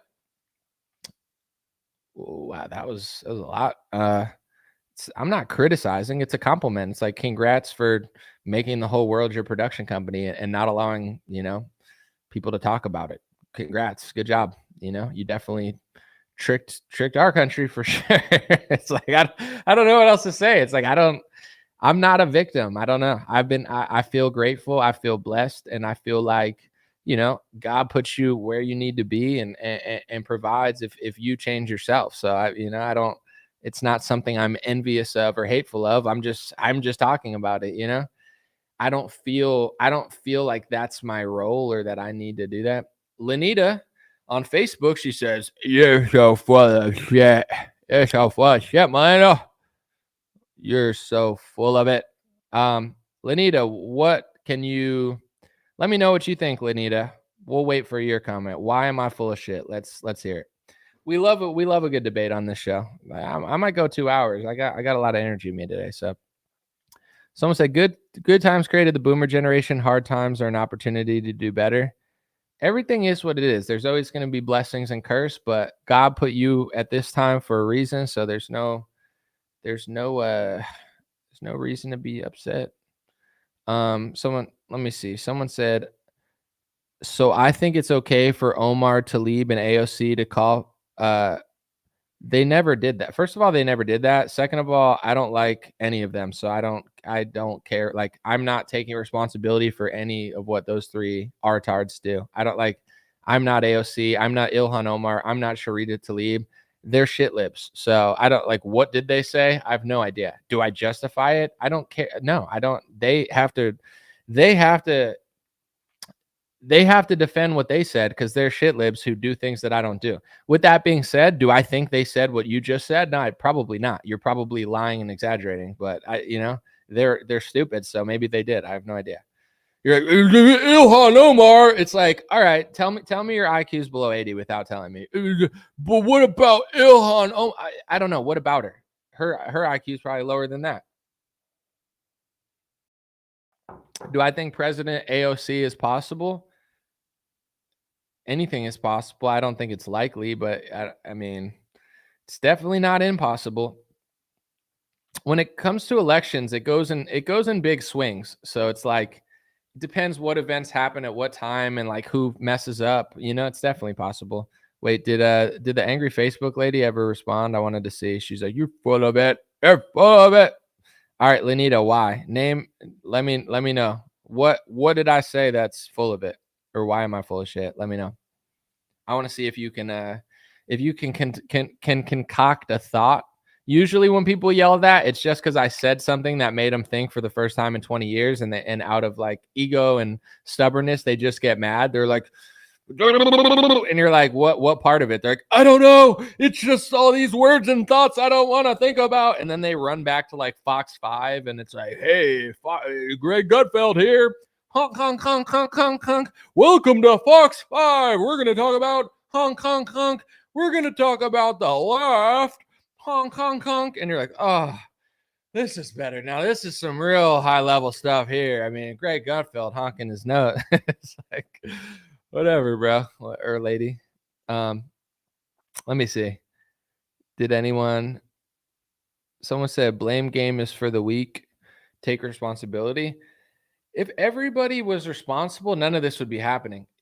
I'm not saying this as a cop-out. I'm just being honest. If you actually listen to what I'm saying, I don't think I ever criticize Israel. It's like, why is everybody so fat and addicted to pills and brainwashed? I understand that there's elements at play, but it's like at any moment you can just pay attention a little more. I don't know. Maybe it's not possible for some people, but I don't feel like everyone's making you do that. I just feel like Americans had it really good, and then they got really lazy and really stubborn, you know?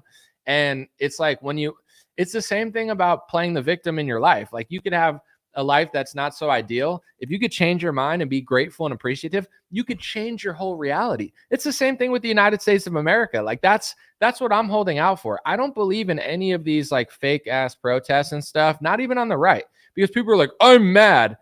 Being mad doesn't mean you fix the country. And if you ever do something stupid, you end up helping the other side anyway. So it's like, it's just dumb. The only way the country is going to change is when enough people stop being so fat and addicted to pills, and enough people want a functional country, and enough people want to live in a civilized neighborhood. When your neighborhood is civilized and doesn't commit crimes, your neighborhood is nice. And you might notice the demographics of that neighborhood, and they'll call you a racist because they're usually in one direction. Not always, but most of the time. You look at the city, and the cities look like a toilet bowl. Why does the city look like a toilet bowl? Because enough people in that city want it to be like a toilet bowl. Tokyo's not a toilet bowl because the people in that city don't want it to be smelly and shitty, and they don't want violent crime anywhere. So that's the reality of the country. Do you want a different country? You know, there's that classic meme where it says, who wants to change? You know, who wants the world to change? And everyone's like, me. And then they're like, who wants to change? And everyone's like, you know, it's like, that's the reality of the world. And you can't fight it. Some people, activists, left-wing activists, right-wing activists, truthers, everybody wants to fight it, you know, because they want people to wake up. But wanting things doesn't get things to come, even if it's that. But I'm righteous. Okay. Still doesn't work that way. So it's like, you know, when everybody awakens and when everybody snaps out of it to a big extent, that's when the city changes. That's when the country changes. That's when the world changes. So, you know, the ball is in America's court. It's not me blaming other countries. It's me challenging our people to, you know, get to a different point. And maybe it's human nature. When I look at how other people act, sometimes you're like, oh, there's a lot of progress being made, right? It's like, oh, politically, a lot of progress has been made. But then also people are just so stubborn. There's other elements of stubborn. Younger people are stubborn. You know, to me, like the three most stubborn people that I've seen, and there's others too, and maybe I'm like missing some generations, but if I could think of like the three most stubborn demographics I've seen in my lifetime, it'd be like older Republicans over 50, older Democrats over 50, but naturally they're stubborn because the older you get, sometimes the more stubborn you get, unless you're super Zen. But then also like liberals, young liberals. It's like those three. It's like you talk to an older Republican about something, usually they could be cool, but about Trump or like Israel, they're not trying to talk about it. You talk to an older Democrat who hates Donald Trump, they think they know everything. They hate Trump. They don't know anything. You talk to a younger liberal, like, you know, I'm a smart guy. You talk to a younger liberal, they think they know everything. They think they're better than you. They don't even want to talk to you if you're not like liberal. It's like, what do you do about human stubbornness? I don't know. People that want to learn, people that want to grow, people that want to evolve, and stupid people that think they know everything that don't, stay stupid. It's like, I can't fix stupid. You can't fix stupid. You can't fix stubborn. It's got to come from the self. So you can only do so much. And I think the way that I've done a lot is by not trying to do more than I'm supposed to do. Sometimes truthers, they want to do more than they can. And then they end up really not doing that much. Like, I want everyone to wake up. It's like, well, nobody listens to you because you're annoying and you're self-righteous. It's like, I've always, I mean, I definitely could get a little off sometimes, but I started very thoughtful. Like, I thought about everything I was doing and I did it very carefully. And I believe that's why it reached so many people, because I wasn't trying to like change more than I really could. And I was trying to think about how to do it. With that being said, some people just never snap out of it. So what am I going to do with my day if people can't snap out of it? Try to help, try to wake people up. But also I'm trying to focus on myself and figure out other ways that I could be effective and enjoy life. It's all you really can do, because there's just certain people, they just don't want to get it. There's some people you talk to, they're smart enough to be on Jeopardy. They know everything, right? There's other people you talk to, they don't know anything, and telling them something makes them mad because it makes them feel inferior because they don't want to retain new information, which is why they don't know anything, because anybody, at any level you can learn more and more if you're excited to learn and listen, and then people are not. I don't know if it's nature versus nurture. I don't know if it's God given. I don't know if it's an awakening that I've had. But in my 20s, like, one of my best skills was when I was broke, when I didn't know that much, I always liked leveling up. Like, when someone, like, I knew people more successful than me, they told me things that I never thought of before. And I looked at it and I said, wow, thank you. Wow, that's smart. I should do that. And that's why I became successful. I know people that when you try to help them, they get mad at you because they feel like an inferior complex, and they want to act like they know everything.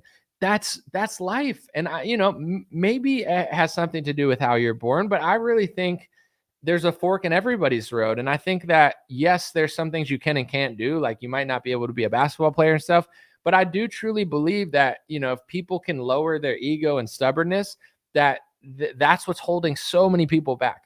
I remember when I was in West Virginia, and there were so many talented people, so many talented artists, but everybody had like a dog eat dog mentality where everybody wanted to compete and didn't want to flourish. And it's like, I realized in my 20s, like, I can't help everybody because they're going to end up tanking you too. Where it's like, I've seen people that I know could be popular and I know could have made it, not make it because they're so used to just like this downward mindset mentality. So I just believe that's the way the world works. I don't know.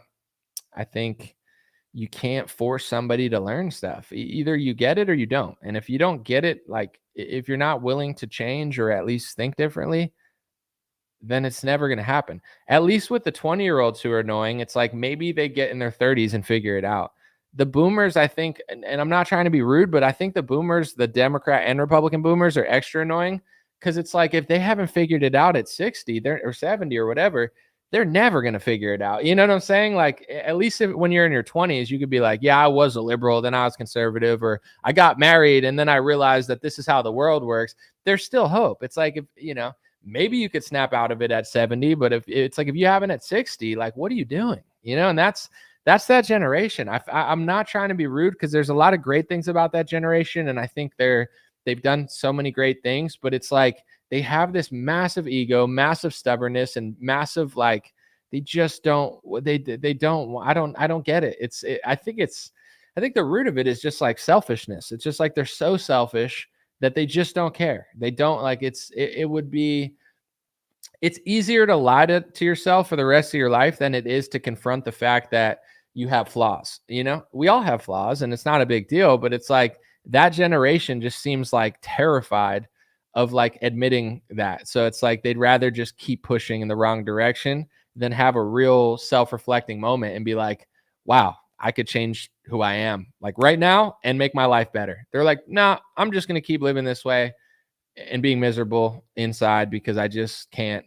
I don't want to tell myself that, or ignorance is bliss. I'm enjoying myself. This is it. It's like, dude, a simple recalibration would make your life a million times better. But I don't know. I'm gonna fix it someday. Not for sale. Are mad boomers. Can we pass a bill where there's a limit for political campaigns? I mean, could you? Possibly, but it would require people caring. And this is, when Elon, I'll end on this note. If I have more motivation, I'll keep going, but I'm starting to get tired. And it's been so good so far, so I don't want to ruin it. When Elon tweeted the thing about Epstein, there was a mixed review, right?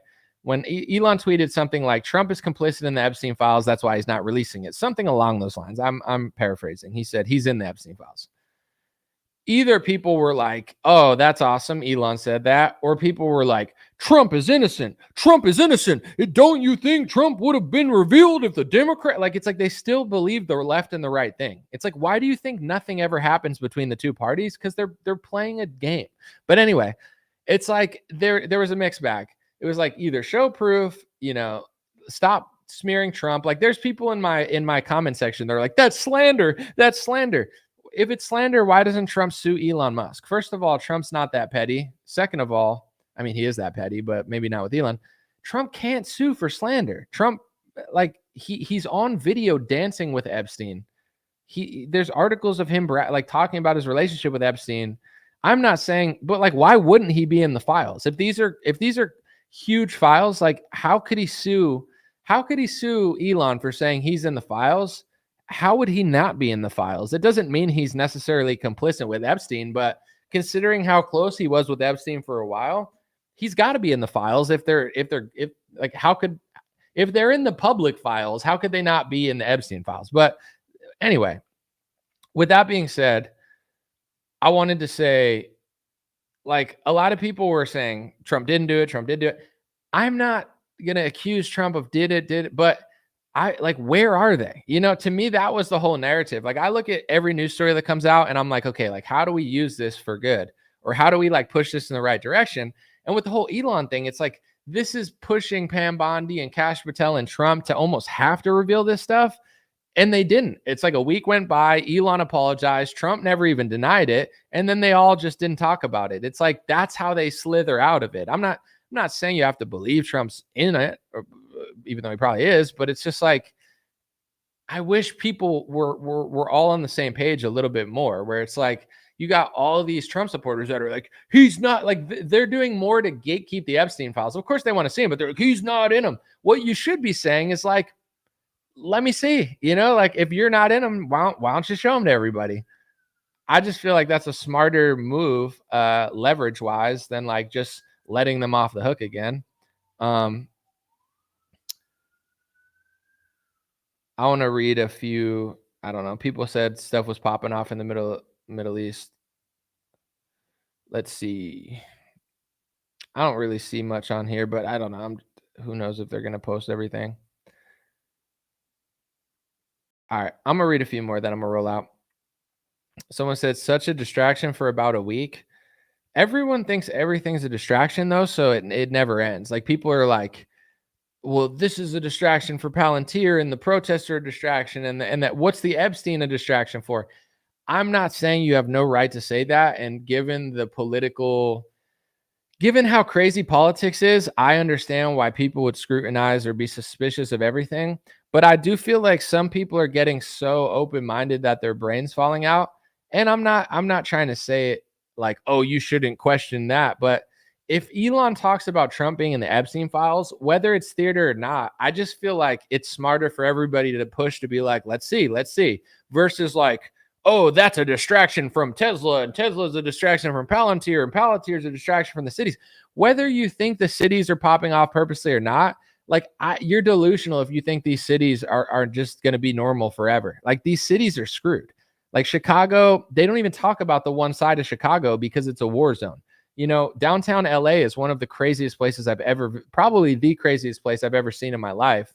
I mean, there's some pretty bad places in third world countries that I've seen, but like downtown LA is pretty dang close, if not crazier, because it's just like out of place. Like, I don't know, like that. It's like these things are going to happen anyway. Maybe they'll be prodded. And of course, when something happens, the left and the right will try to use the events for something.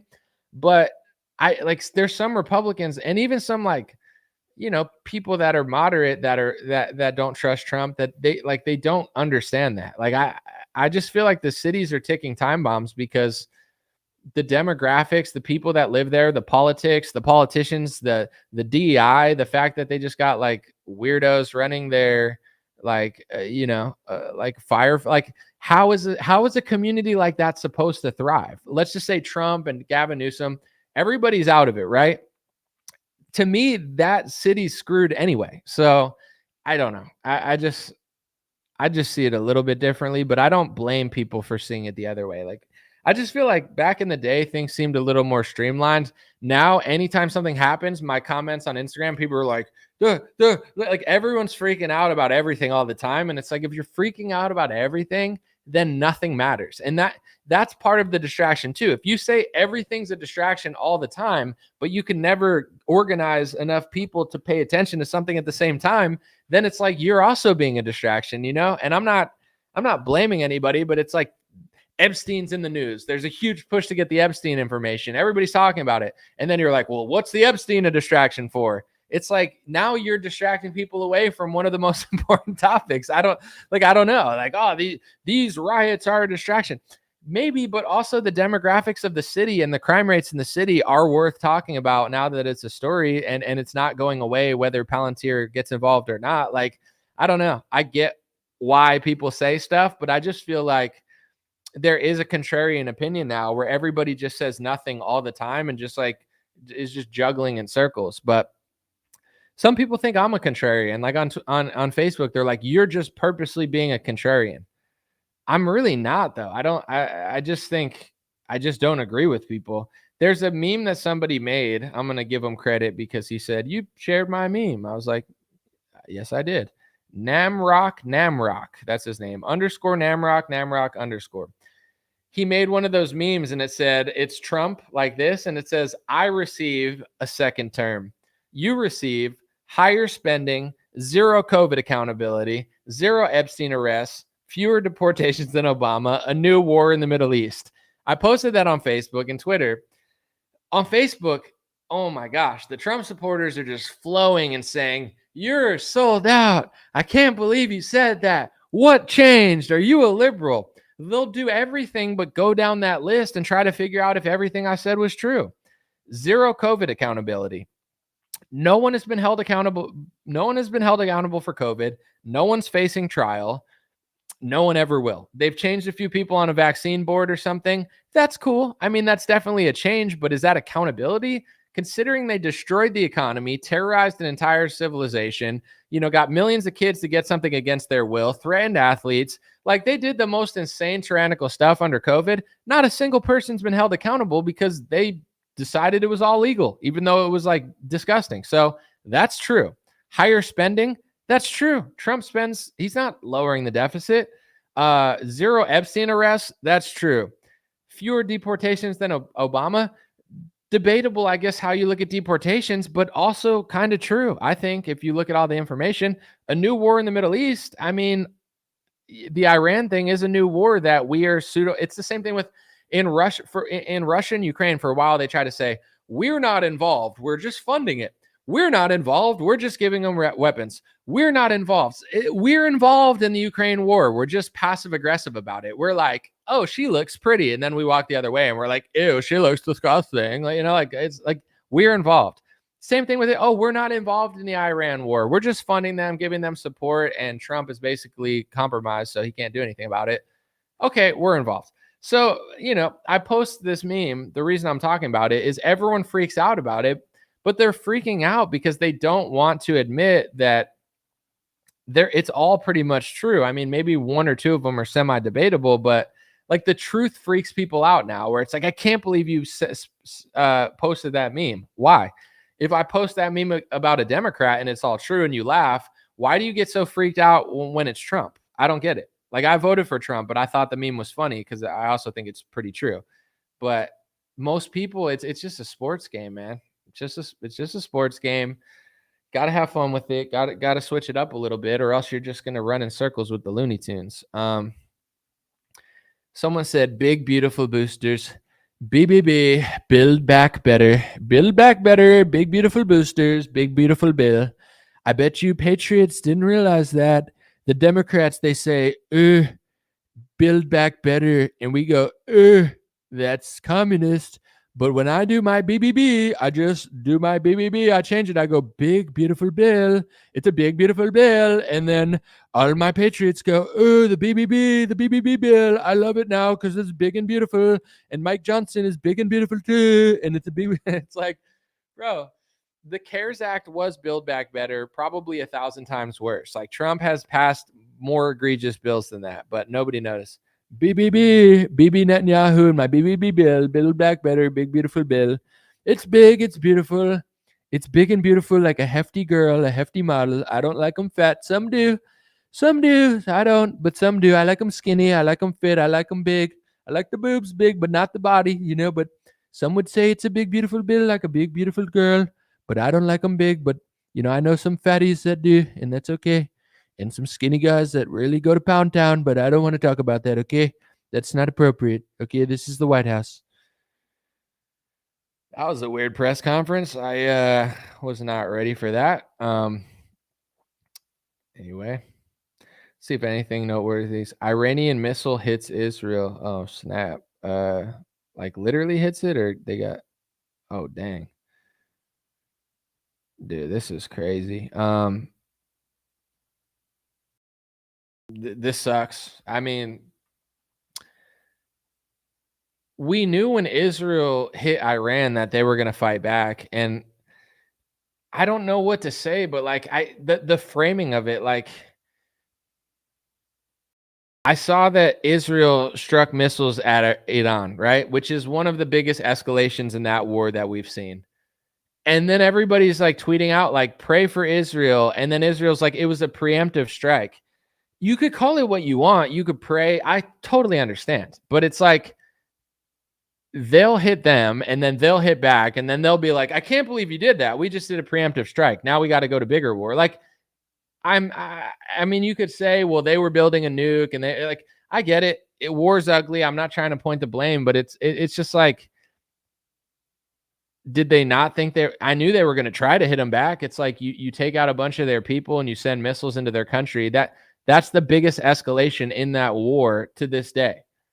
And now that they get hit, now probably Marco Rubio is going to be like, well, now we got to go to war. I don't know what's going to happen, but it's just like, I don't think anybody, like even Rubio and Trump, even though they're compromised, I don't even think they wanted to strike Iran because Iran has like 100 million. How many people live in Iran? Let's see. Iran populate 90 million people. Starting a war with a country with 90 million people when you're already in another war, like America, I don't think even we wanted to do that, but we don't have a say. Israel just does it, and then we got to just like help. But I don't want anyone to get hurt. It's just like we have to now fight a war against Iran when we're helping Ukraine fight a war. This is madness. And then like we're just not supposed to have a say in America. We got to do it. We better help them though, because if we don't help them, there's going to be a mysterious event that's tragic, and then we're going to help them anyway. So, Senor Scoops, he said the Trump impression are almost as good as the Shapiro impressions. Thanks for the free show, Senor Scoops. See, we love the Mexicans, we love the Latinos. He's a senor. He scoops. He probably scoops up carnitas. Okay. I'm not being racist. I'm just saying, Senor Scoops, he might be scooping carnitas up, maybe carne asada. Appreciate it. Thanks for the $5. This is a free show. Thank you for noticing it's free too. I don't think if I charged, anybody would see it, but I could charge for other things. Israel bombs Iran and kills top officials, said New York Times. That's what they're saying. I mean, Israel has really high level technology, so I like if I would never bet on a war. That's super degenerate. But like if I were to make odds for the war, I feel like Israel's favored, like they're the favorite. Am I wrong? Even though they're small, they're very powerful and technological. But the thing is like that's the thing with this is just, and once again, nobody has to listen to me. Okay. Israel doesn't have to agree with me. They're their own country. But like the odds of Israel beating Lebanon is like 95% to 5%. Like Israel's going to beat Lebanon, right? Israel can crush most of its enemies like easily. Iran, it's not that Israel can't win. It's just like it's a way harder battle. And that's why America didn't want to get involved. It's like Syria, yeah, we can do that. We have like a 70% chance. Lebanon, 95% chance. Dude, even America knows like Iran, like now you're getting close to like 50-50 or 60-40 or 65-35. Like, I don't know. Israel's the favorite in this war, but not by as much as versus Lebanon or Syria. Like, dude, Iran is not as weak or small as them. Let's see. Speaker Mike Johnson, who essentially is a compromised foreign agent, who also looks like the Lucky Charms guy on my cereal box. His entire feed is just Israel is right and has a right to defend itself. Okay. Thank you, foreign agent Speaker Johnson. We appreciate you. Luckily, we have a foreign agent as our speaker to represent our country. Someone said you pronounce Iran respectfully. I don't know if I would say it out of respect for them. I would say it's more just trying to pronounce things properly. I don't know, like Hawaii, Iran. I don't know. To be honest, I used to say Iran like an American, and everybody just makes fun of me. They're like, "Oh, you say it wrong," and I'm like, "Dude, I don't." Every time I say a French word, they're like, "You didn't say it right." I'm not French, dude. I'm trying. I'm doing my best to pronounce things properly. So, with Iran, I guess I'm just tired of saying Iran, and then people go, "It's Iran, Iran, Habibi." All right, dude, relax. I don't know. Same reason I do my Trump impression when I'm stuck on something. Let's see what people are saying. Welp, hopefully nothing crazy happens in America. Someone said they make fun of you for many reasons. Iran isn't in the top 10. I never really thought about why I do it. I just try to say it right. Notre Dame. How do you say Notre Dame? Let me ask my computer. Notre Dame. Pronunciation. I'm going to ask my computer. Let's see. Notre Dame.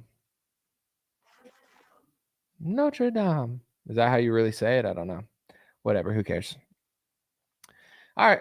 Last one, and then we're going to keep this under 2 hours. The U.S. was energy independent before Biden canceled the Keystone Pipeline, putting 50,000 out of work. Biden sucks, for sure. The end. RFK is doing a good job. He's definitely one of the only people that seems to be actually doing something. So, I mean, he had a slow start, and it was a weird start, but he's starting to do stuff. Yeah, I mean, definitely better than who Biden would have put there. So, yeah, I got to, give him credit for switching it up a little bit. Definitely doing his thing there a bit. Did Iran really hit Tel Aviv? They hit Israel, but I don't know. I'm not trying to even with the Iran strike or the Israel versus Iran strike, I don't usually I don't know what to believe. I'm just reading the news.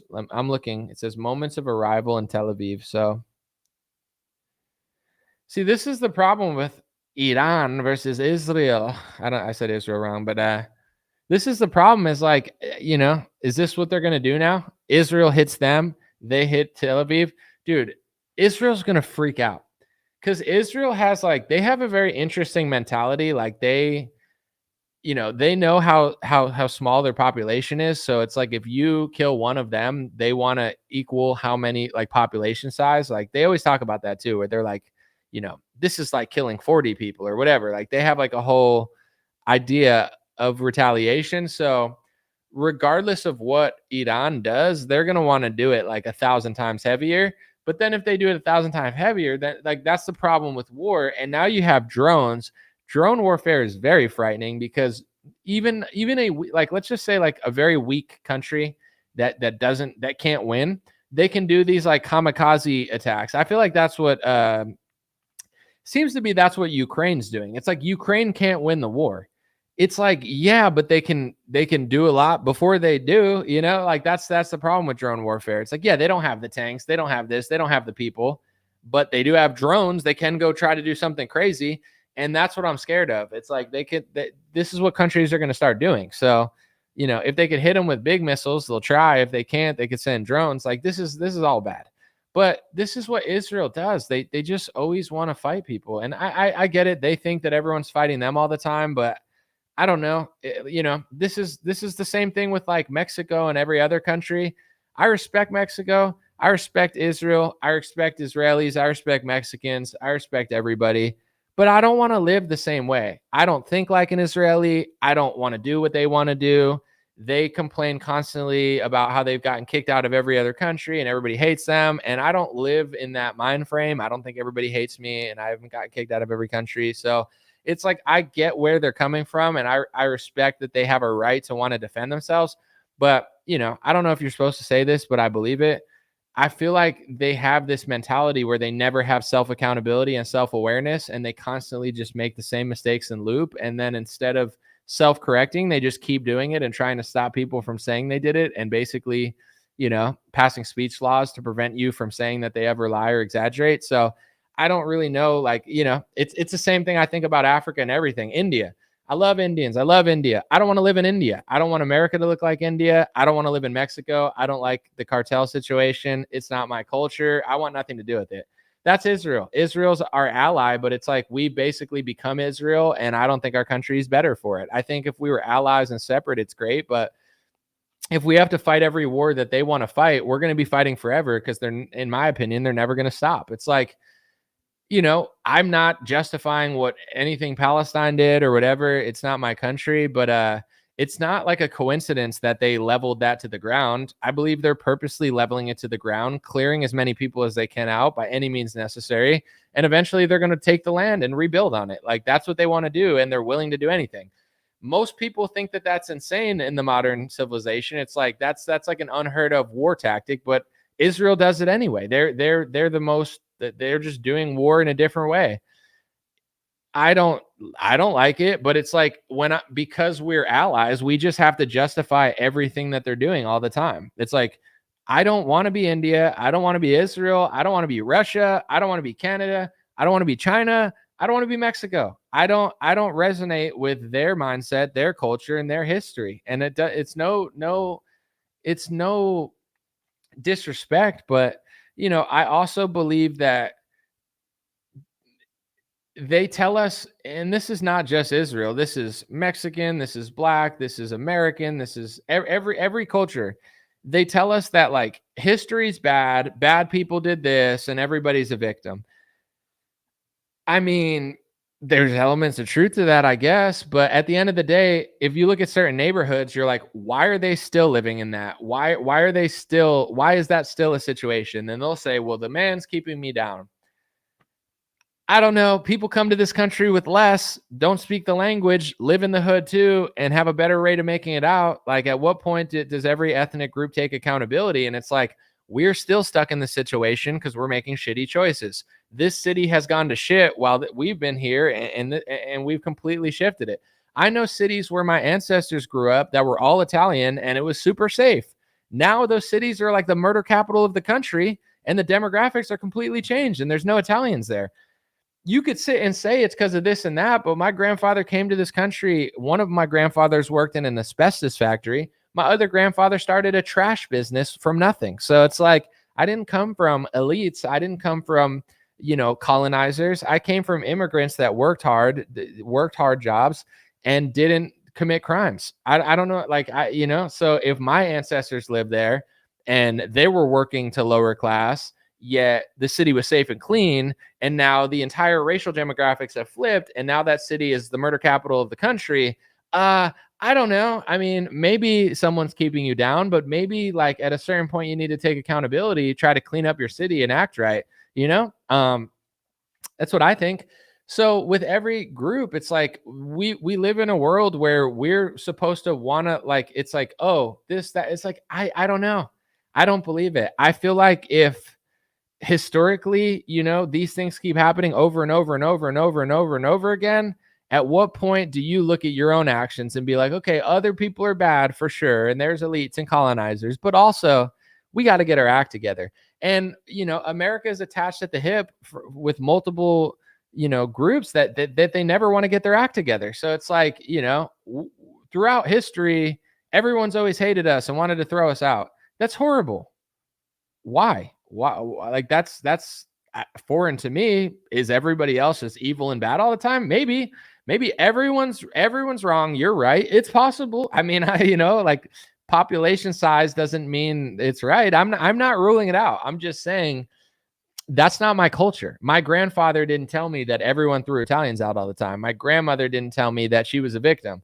Like, I don't come from a country where people say everybody hates us all the time. My grandfather was discriminated against because he was Italian, but he never complained about it, and he moved on, and now nobody does that. So, he overcame that. I don't know. but I'm supposed to believe that other cultures just, they're always making the right decisions and everyone just mysteriously hates them out of the hate of their own heart all the time. And now we're attached to the hip with a country who thinks that way, and they're just constantly fighting everybody, and then everybody doesn't like it. And then when they don't like it, it's everyone else's fault. Like if I say, I support your country, I like you, I like what you're doing, I think you're smart, I think you're civilized, I respect you, but maybe tone it down on killing so many women and children. They'll be like, oh, that's hate speech. That's hate speech. You just hate me. It's like, no, I don't actually. I want you to exist. I want you to thrive. But if you want me to be completely honest, I could see why a lot of people don't like it because of how you act. Oop, wasn't supposed to say that, but that's true. It's the same thing like in the hood. People like LeBron James, they move out of the hood, right? They move to like a nice, safe neighborhood where the demographics are completely different.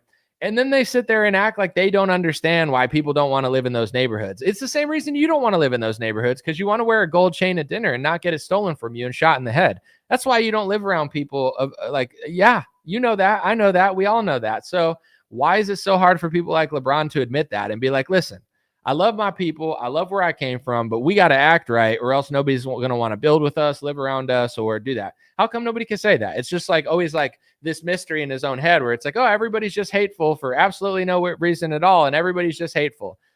People really aren't that hateful. I mean, some people are, but it's like people don't like people that are civilized and live in a nice neighborhood. They don't want to live around people that don't act that way. Like I said, my one grandfather worked in an asbestos factory as an immigrant. My one grandfather collected trash as an immigrant. I come from a family of trash collectors. Then he went and he, both served in the military to some extent or in the army. I don't know the exact, but they both served their time. Then my one grandfather was in a mattress factory. So mattress factory, asbestos factory, trash business. Okay. Not an elite, didn't sail over on the Nina, the Pinta, the Santa Maria. Yet when they grew up in a working class neighborhood, it was safe and clean and people respected their neighbors. So they could do that 60, 70 years ago, but now people can't act right. If they don't have a lot of money, you got to be rich in order to be safe. And every lower class neighborhood's ghetto now. And I just have to believe that's because of hatefulness. Like, I'm sorry, but I don't want to, first of all, I don't want to attach myself to anybody that I'm not. Like, even my own ethnicity, it's like way too fat, way too addicted to pharmaceuticals, way too self-righteous and expecting things and destroying everything that our ancestors built because they're just so selfish. But it's like, I'm not going to attach myself to, oh yeah, let's attach ourselves at the hip to all of these people that constantly have like misfortune because of their own actions, but never admit they have their own actions. Yeah, makes total sense. Now our country's falling apart because of that, and nobody's allowed to talk about it. That's fun. It is what it is, though. I could call a spade a spade. I could be honest about my own group and my own people's flaws and my own nation's flaws, but I'm not supposed to notice another one, and we got to attach ourselves with that. Yeah, I'm good on that. Someone said my parents were the same. They worked.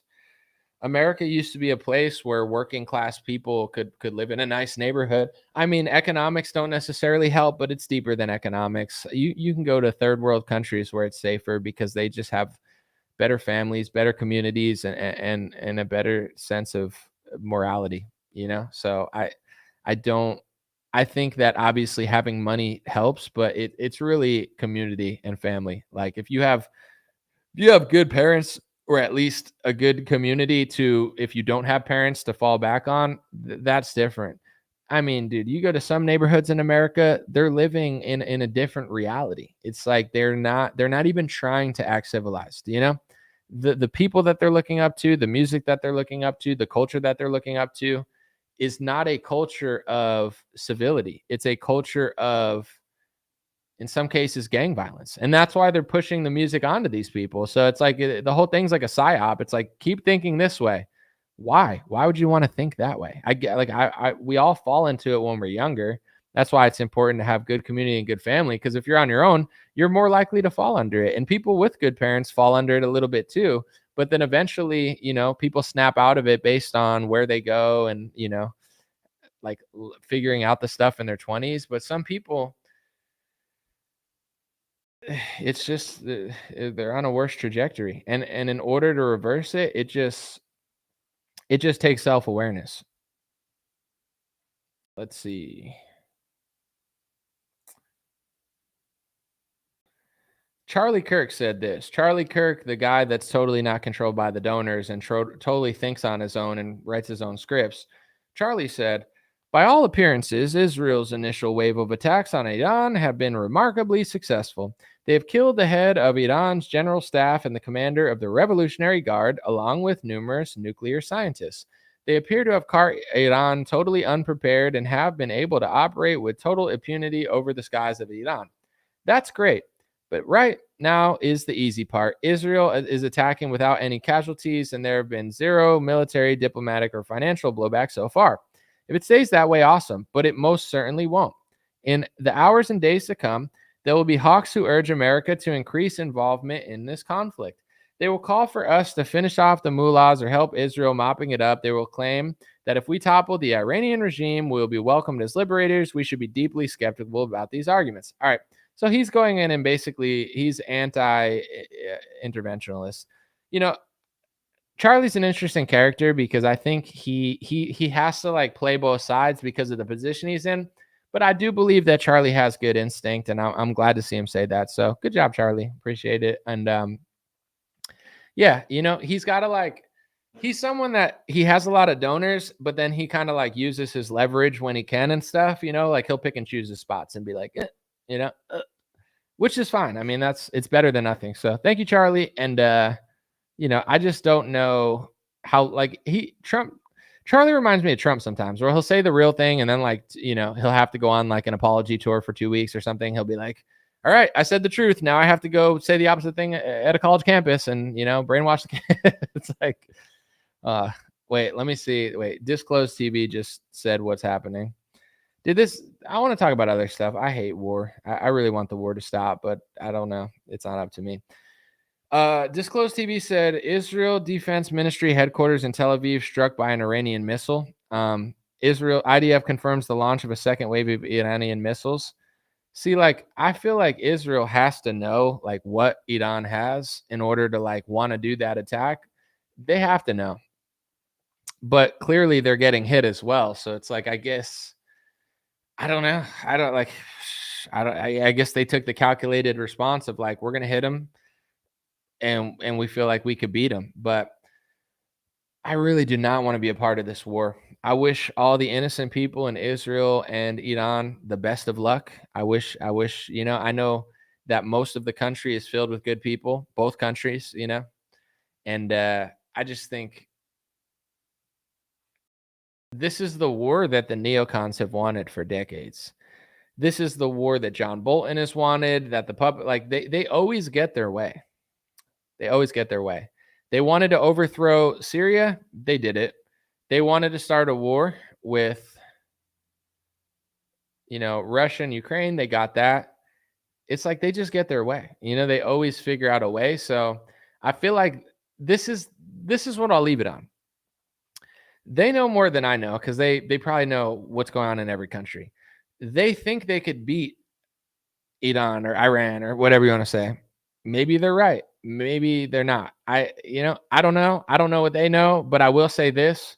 Syria, easier to beat. Iraq, easier to beat. Russia, not easy to beat. That's why we're not winning that war. Iran, not easy to beat. Iran's easier to beat than China or Russia, but I don't like if I had to go like from easy to hard, all the people we fought recently is easy. Russia and China are the hardest. Iran's a step down, but also pretty hard. I don't know. I don't know why they want to fight everybody all the time. I just don't. I don't know that that's a solution. They clearly think it is.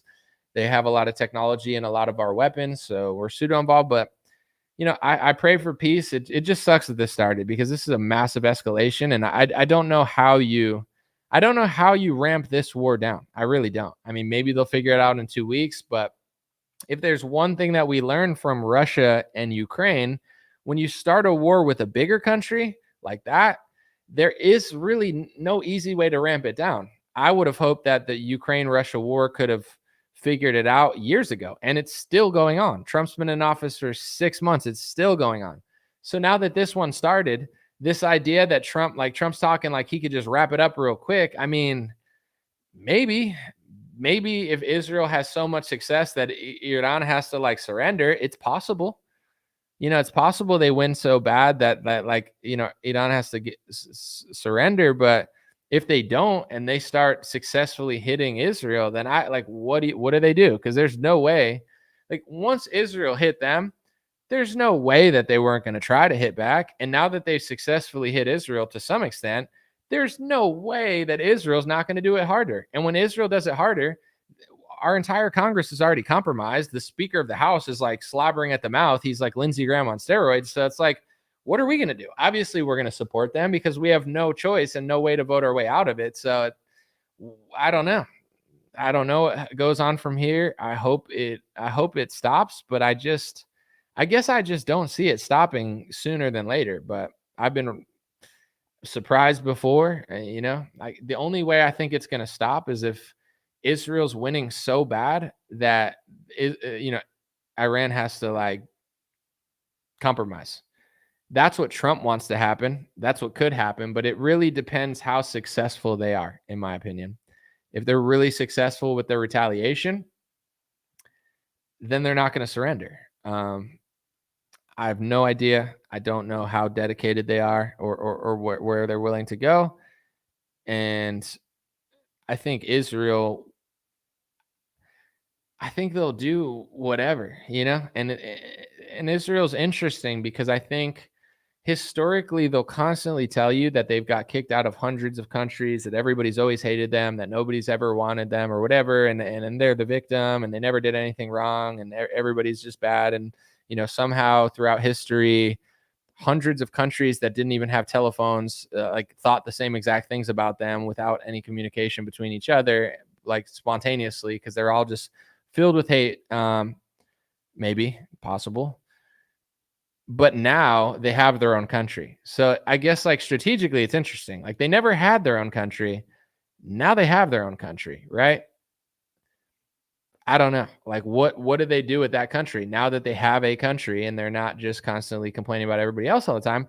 They have their own country to work with. Within 50 to 60 years of their country being established, they're already kind of notorious for being like one of the biggest war countries out there, like within 50 or 60 years, like they just got a country. And now they're known throughout the world as a country that, a lot of people think they're the most brutal country at war. The things that they did to Palestine, the cities, the women, the children, the people, now they're attacking Iran. Maybe it was inevitable because other people don't like them and didn't like, it's all possible, but this is just my unprofessional opinion. And I mean, no harm or malice by it. I don't buy the narrative personally that everyone just hates them all the time and they're the innocent victim all the time. Like sometimes, and definitely there's some other bad countries, but I feel like they're also like poking the bear a lot. That's just like in their, they just do that. I don't know. And they're like, I don't know really how to say it without coming across wrong. So I just said it that way. Russia, Ukraine is the same thing. I'm not loyal to either of those countries, but I'm not going to sit and say that we didn't poke Russia. We did. We did poke Russia. We went into Ukraine. We basically took over the country. We basically probably staged a revolution there. And that's an insane thing to do. So does that mean I'm pro-Putin because I could say that? No, that's just the reality of the situation. It's like the same thing with Israel. It's like they just got a country within the last 100 years, and yet now they're known as the #1 warmongering country in the world. But it's everybody else's fault, right? It's not never that. Like, when are they going to stop? I have no idea. I hope they have a plan and I hope they stop eventually, but I don't know. I'm not going to pretend to predict the future. I think a lot of people who believe in what the media tells them on the right about them is that, once they stop with Palestine, the threat's gone, or once they stop with Iran, the threat's gone. Maybe it's true. Maybe they beat Iran. Maybe they beat Palestine and then they're at peace. It's possible. But what I would guess, and I'm not saying it's for sure, and I hope it's not, I think they're never going to stop. I feel like it's always going to be this and this and this. And then like next thing you know, it's like it just never ends. So I don't view it as like, oh, you know, they're going to do this to these people. And then once they're done, it's over. They just started a whole new thing. And it's the same thing with the people who run our country. It's like, it just never ends with these people for whatever reason. It's like, we got to do it to Afghanistan. That was a lie. We got to do it to Iraq. That was a lie. We got to do it to Syria. That was a lie. We got to do it to Libya. That was a lie. Those were all lies, but those are, I'm not going to say small lies, but those are smaller countries that are easier to screw over because then their country's just ruined and you could just be like, oh, it was always ruined. Not saying it's right. Not saying it's good, but dude, Russia, China, Iran, like, dude, these people are crazy. They're freaking nuts. They're nuts. And I would go as far as to say this. When they did it to all the smaller countries, it was easy to get away with. Russia and Iran at the same time, and they're telling you China's next. That's crazy. It's a way different playing field. It's possible, but it's like, this is a lot different than what we were doing. And on that note, I had something else to say about Russia, China, Iran. The reason I don't believe the people who run the United States is if I were a boomer and I grew up when everything was safe, everything was clean, you know, it was very American, everybody came and assimilated, you know, I would believe the military industrial complex, right?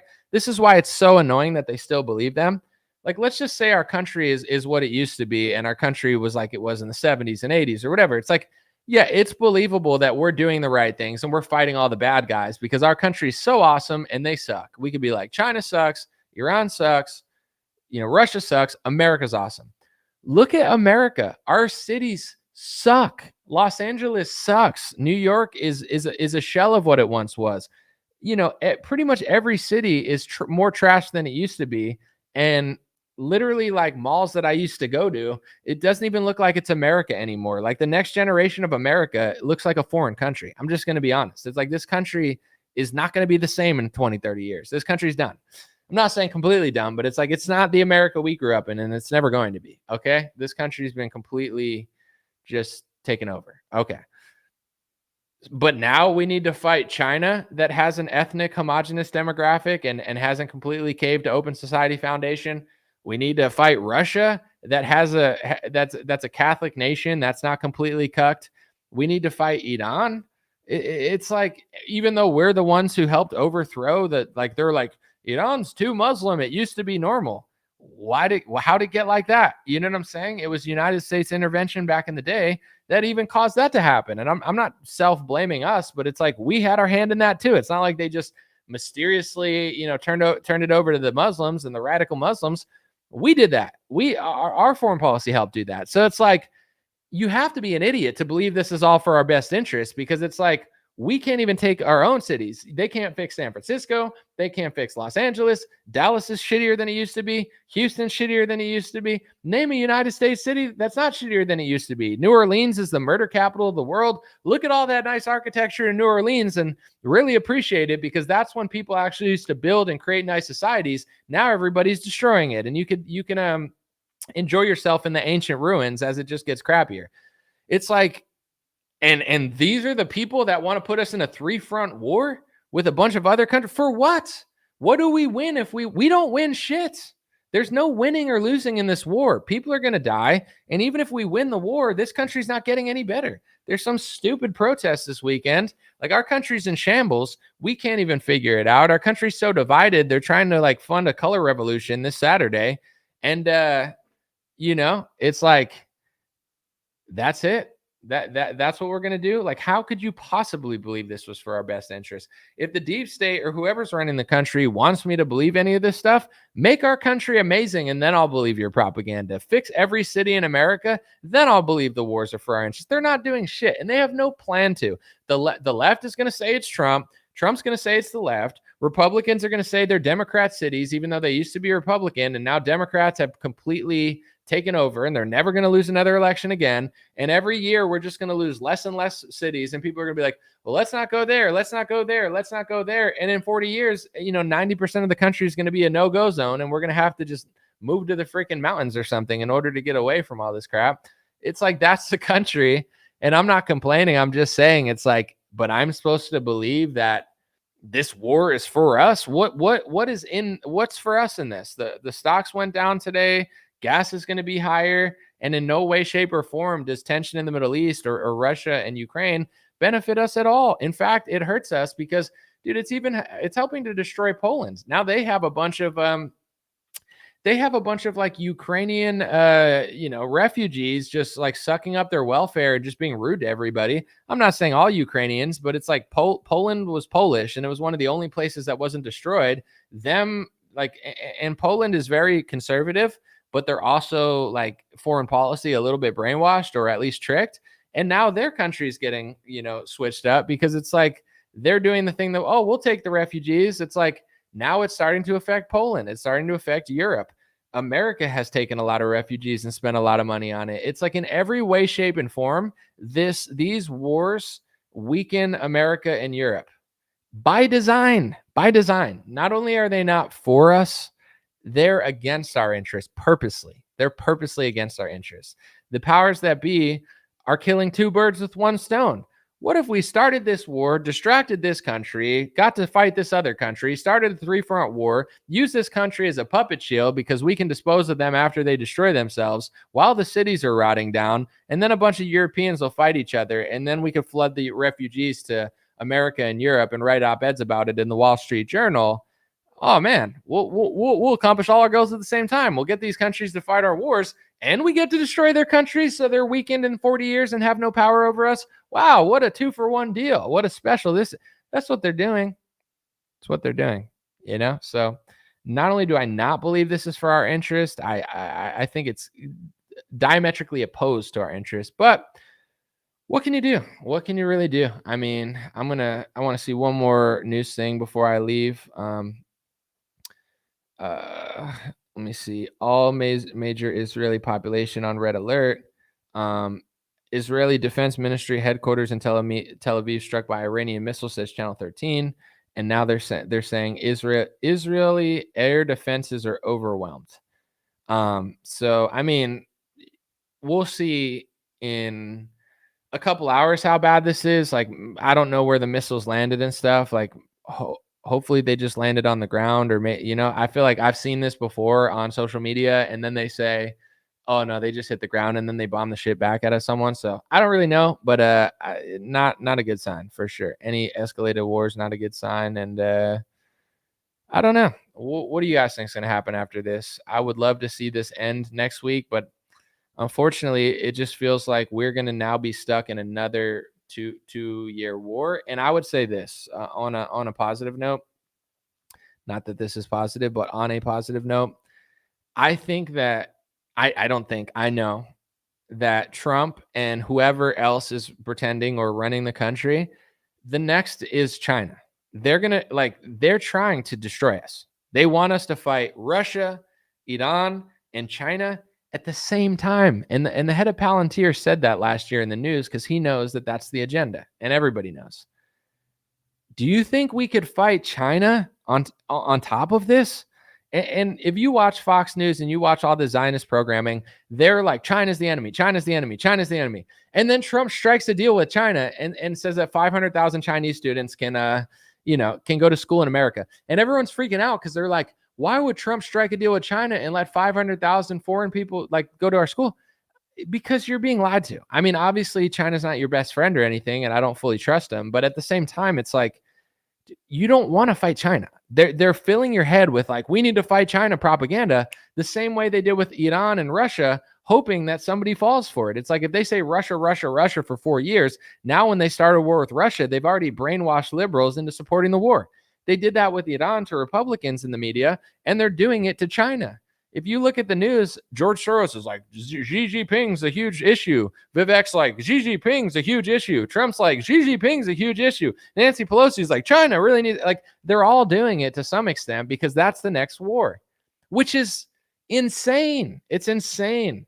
It's insane that they want to fight these three countries at the same time. But if you figure out who's running America, you realize why. They don't care about us. It's like if they can destroy America at the same time that they fight all these wars, that's a win for people that don't care about America. So I believe that it is your I wouldn't even say your American duty, but it makes sense for you as an American to understand this, because there's going to be a point where Trump or the next puppet is going to try to sell us the war on China. And, maybe if enough people actually care, and maybe if enough people voice their opinion, Trump is only as powerful as his people make him. And this is my issue with Trump being such a huge superstar. I'm not jealous. I don't hate the guy. He's got aura, right? Trump has crazy aura, crazy swag. Worshipping Donald Trump is why they're able to get away with all this stuff. Like Trump goes to all these places and he's a huge celebrity. Imagine if his own base actually was like, yo, we like you better than Biden, but we know what you're doing and we don't like. He would have to maneuver. The politicians are like a stress test for the people. And sometimes they back off when like enough people figure out what they're doing. Like, oh, they're not buying the liberal stuff. Give them this guy. They're doing this. Give them that. It's all a game of push and pull of them reading the room, essentially. So with Trump, like in many ways, he's a great character, but it's like this is, people think I'm jealous or I'm hateful, but it's like I get that Trump has aura, but the future of our country may depend on if people are willing to be like, Trump's better than Biden and he is cool, but we need to make sure he doesn't do all this stuff, because he's so good at like maneuvering and getting people to just do whatever he wants. When he has Lindsey Graham on a stage, this is what a maestro and a magician Trump is. He puts Lindsey Graham on a stage, people boo him for 10 seconds, and then Trump goes, and makes a joke, and everyone starts cheering again. Imagine if people booed the entire rally and they were like, boo, you suck. Then Trump would be like, okay, I respect these people. I need to maneuver. But instead, Trump goes, I'll fix you people. And then these idiots start cheering again. It's like, dude, do you know how embarrassed you should be? Trump goes on stage, you start booing Lindsey Graham, and he goes, he points to the cattle in the stands, and he's like, I'll fix you people. I'll change you.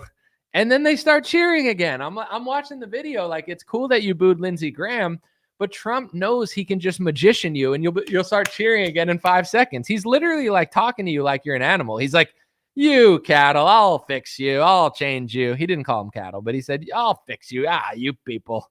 And then they start cheering again. Dude, Trump needs his base to know that they're up to what he's doing.